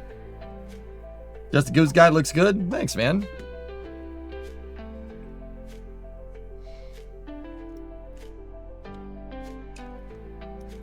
Screw docking ports, just build the crane with the lander as a counterweight. Problem is, I can't count on the lander having the right amount of fuel, Aqualux, but also, I really don't hate that idea. I really don't hate that idea. That's a good idea. Dude, the thing gets off of the crane. Use the freaking lander as your counterweight. What's the dry mass on that thing? I'll tell you what, fellas. If the dry mass on the lander is more than that, which, how much is that? I think that's 4.5, maybe 3 tons. If the dry mass of a lander with no fuel in it, is more mass than this, I'll do it. I'll do it. I'll redesign the mast to just pick up the freaking lander. That would be really funny, actually.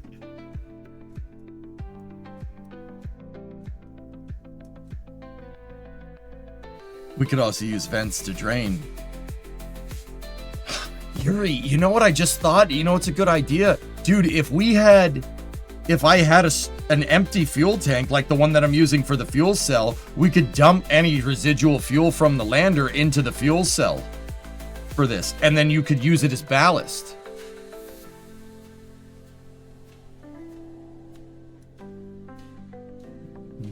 That's a good idea, dudes.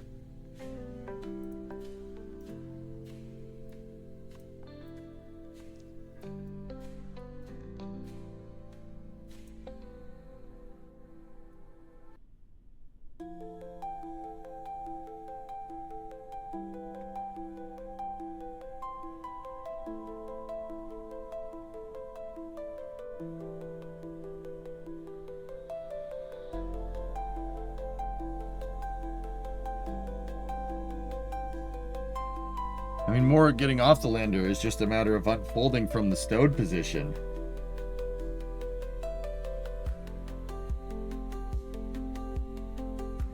So, if we rolled off this thing with it raised up and we had the lander down like that, and we dock the top docking port on the lander to this, what happens if I want to set the crane down with the outriggers? This thing would have to be able to go up and over to take into account that the lander's there, right? Am I thinking about that correctly? How about those launch dates? Yeah, those aren't happening.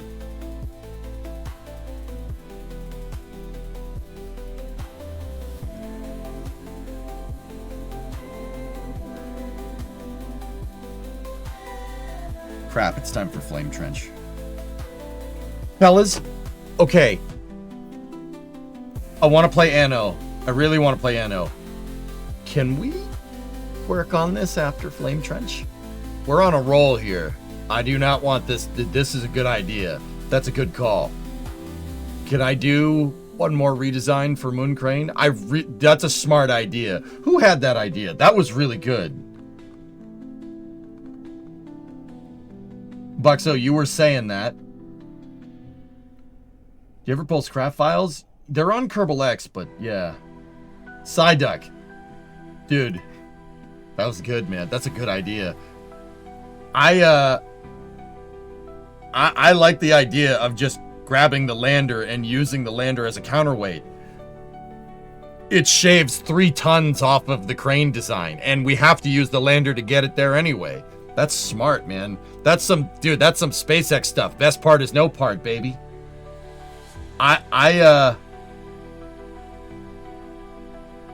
Yeah.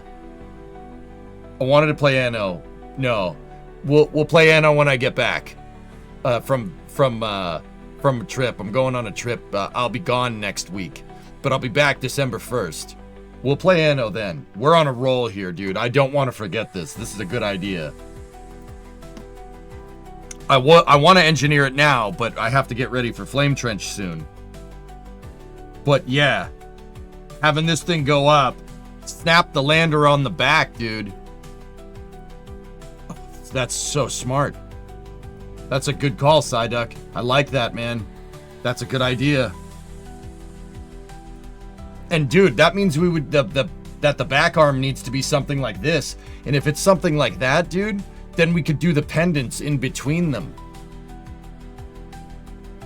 Then this thing would be really strong. I could just move it back and forth. We could use this as a derrick. Actually, it'd be more being used as a mast, but that's a very good idea. I like that idea a lot. Dude, this moon crane is super hot fire, man.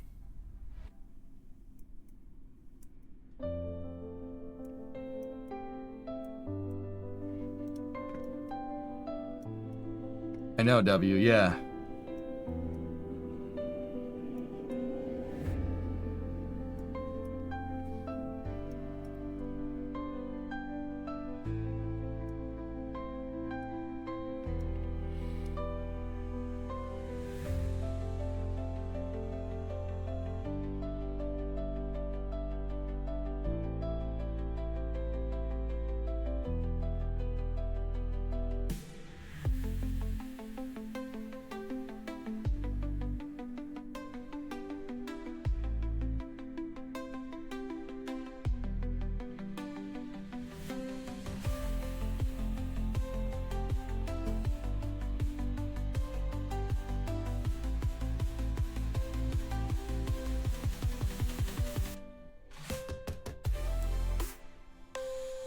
Are you gonna use this for mission mode? I don't know, maybe. Okay, stress test time. Undock those. Undock those.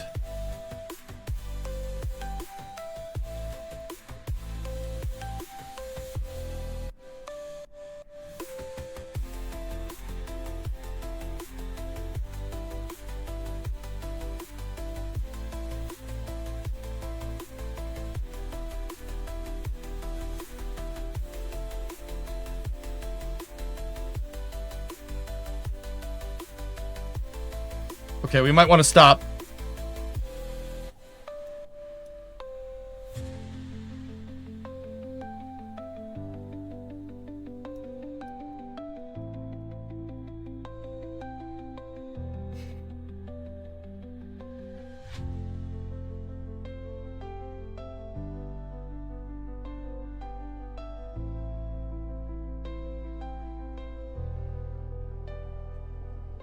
Every fiber of my being is saying don't do this, but also it's the this is the last test before Flame Trench, so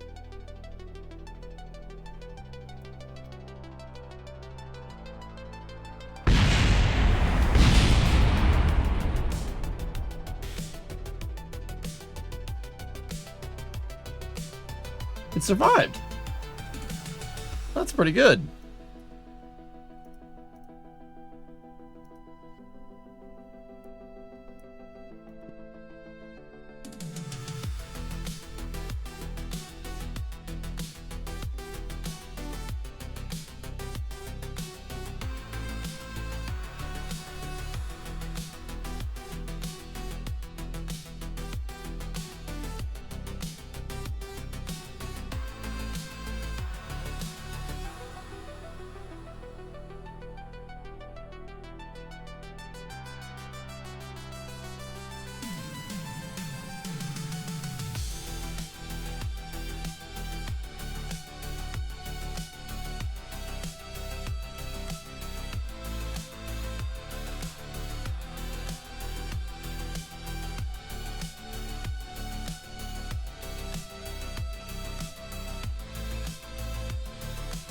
It was just an observation.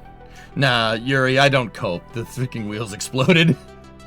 the wheels exploded, man. We don't do that here. We don't cope.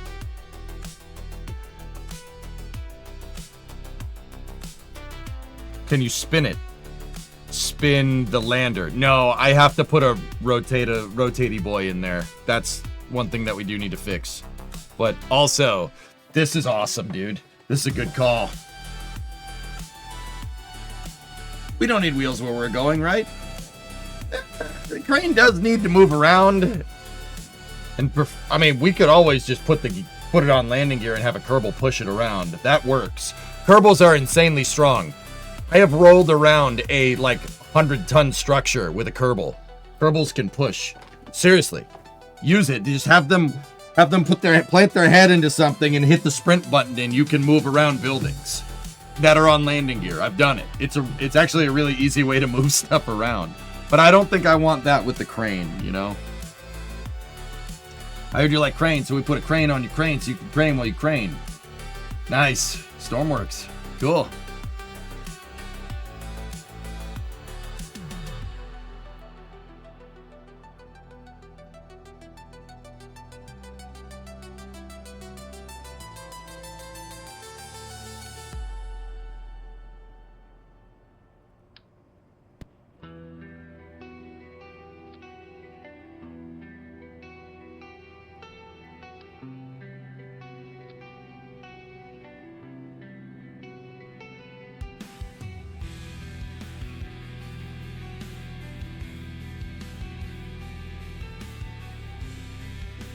Okay, let me just leave a note to myself.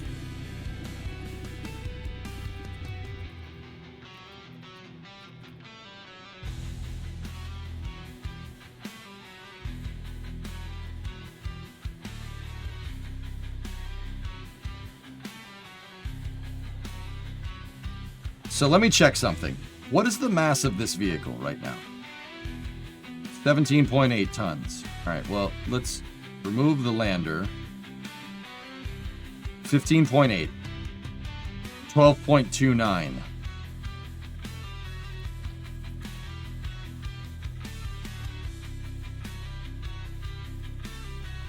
$15.8 minus 12.29 equals 3.5 tons on a half, or on the lander with nothing in it.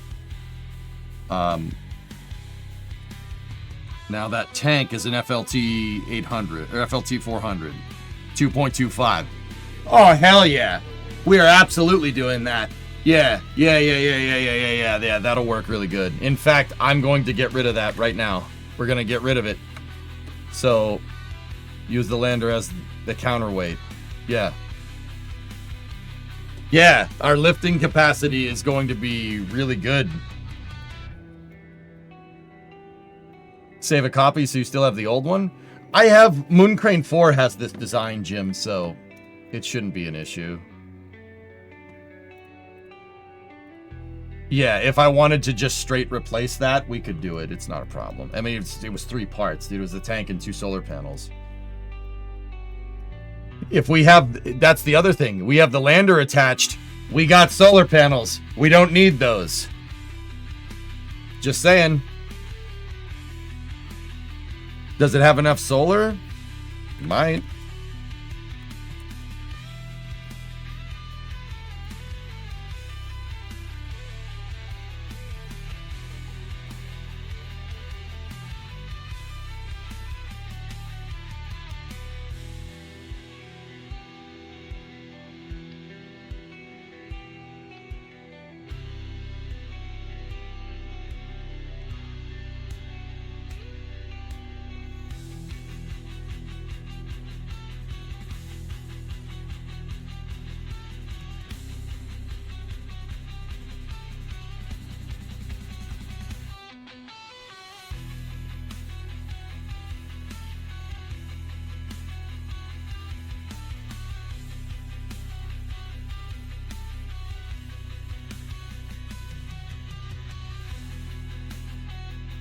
I'm gonna reload it despite it having these weird hinges, the weird struts, because I just connected to the lander. There we go. I don't want to go messing around with the config on the lander because that's the one that we've been using for testing. Will the lander legs get in the way as a counterweight? No, if we back the crane up here and I attach the counterweight boom, you know, we back the crane up this way. Yeah, that shouldn't be a problem. I just have to redesign, we're gonna have to redesign that component right there, the one that I have highlighted. We have to redesign it so it can go up and over and grab the lander. And I basically want to make it so it can hold the lander up in the air when the crane is at its lowest setting. So the other thing is that I wanted to, when the outrigger arms are in the lowest configuration, I wanted to lower those down a little bit, and that's a problem because that happens.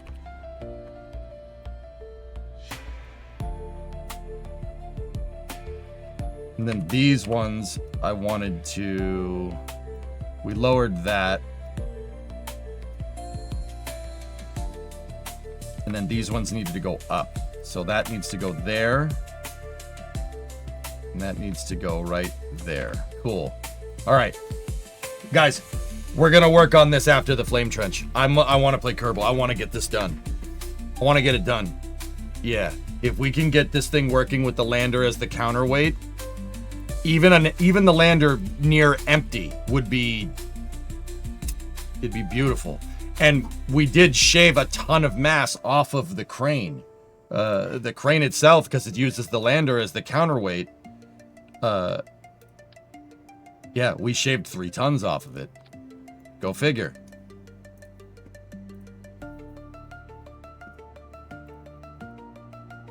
Oh, dude, this is gonna work so good. Yeah, lander's 4.5 tons. Well, close. Yeah, dude, this is a good call. This was a good idea, Psyduck. I like this one a lot. Best part is no part, baby. The lander's there. I was just planning on discarding the lander after. Just leave it there. And I was like, oh, maybe we'll build it into a base. No. Counterweight, baby. And you know what the crazy thing is, dudes? Crazy thing is that if I leave the lander as part of the crane, right? If we found a way, some type of mechanism, we had some type of mechanism based off of the moon crane, like, I think Blackness, you were saying this. You refuel the lander, crane can lift itself back up, fold back up, attach itself to the lander, and then we can hop the crane.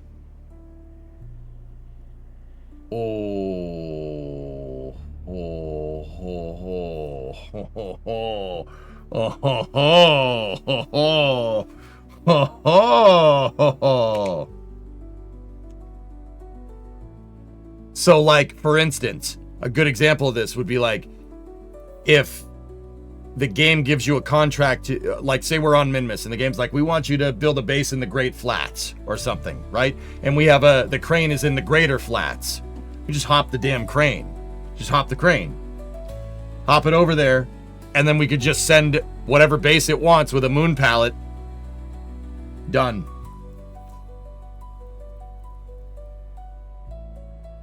Oh, this is one of the better architectures we've built out. I'm happy I decided to use this. This is a good idea.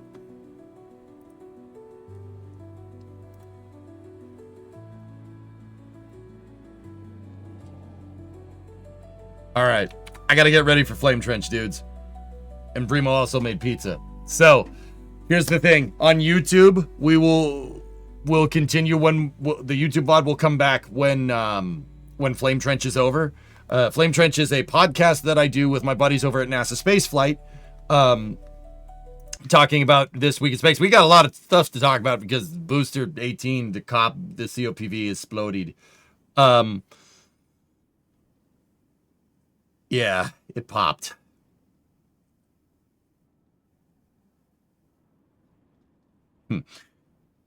So we got a lot to talk about, but YouTube's going to go down. On Twitch, stay here. I'll pipe the feed in. On Twitch, we don't need to worry about that. So I will see you guys in probably about 20 minutes, maybe 30 minutes here for Flame Trench. Thank you very much for watching. We're going to continue. Stick around if you want to see more Kerbal, because the space flight for this stream ain't gonna stop. We're gonna play some KSP, and then I don't know what we'll get into after KSP. I want to get this crane like checked out, ready to go, ready to launch. Right? That's what we want. So, yeah, this is good stuff, man. We're cooking. And of course, I cook on the last day before I go on break. Yeah, just general reminder here. Next week, I'm going to be gone. Bree and I are going to Michigan for a week for Thanksgiving and other things. So I will be back on December 1st. So if I don't see you for Flame Trench, I don't see you a little later tonight. I'll see you in a week. Anyway, stay tuned for Flame Trench. YouTube, stand by for loss of signal as expected.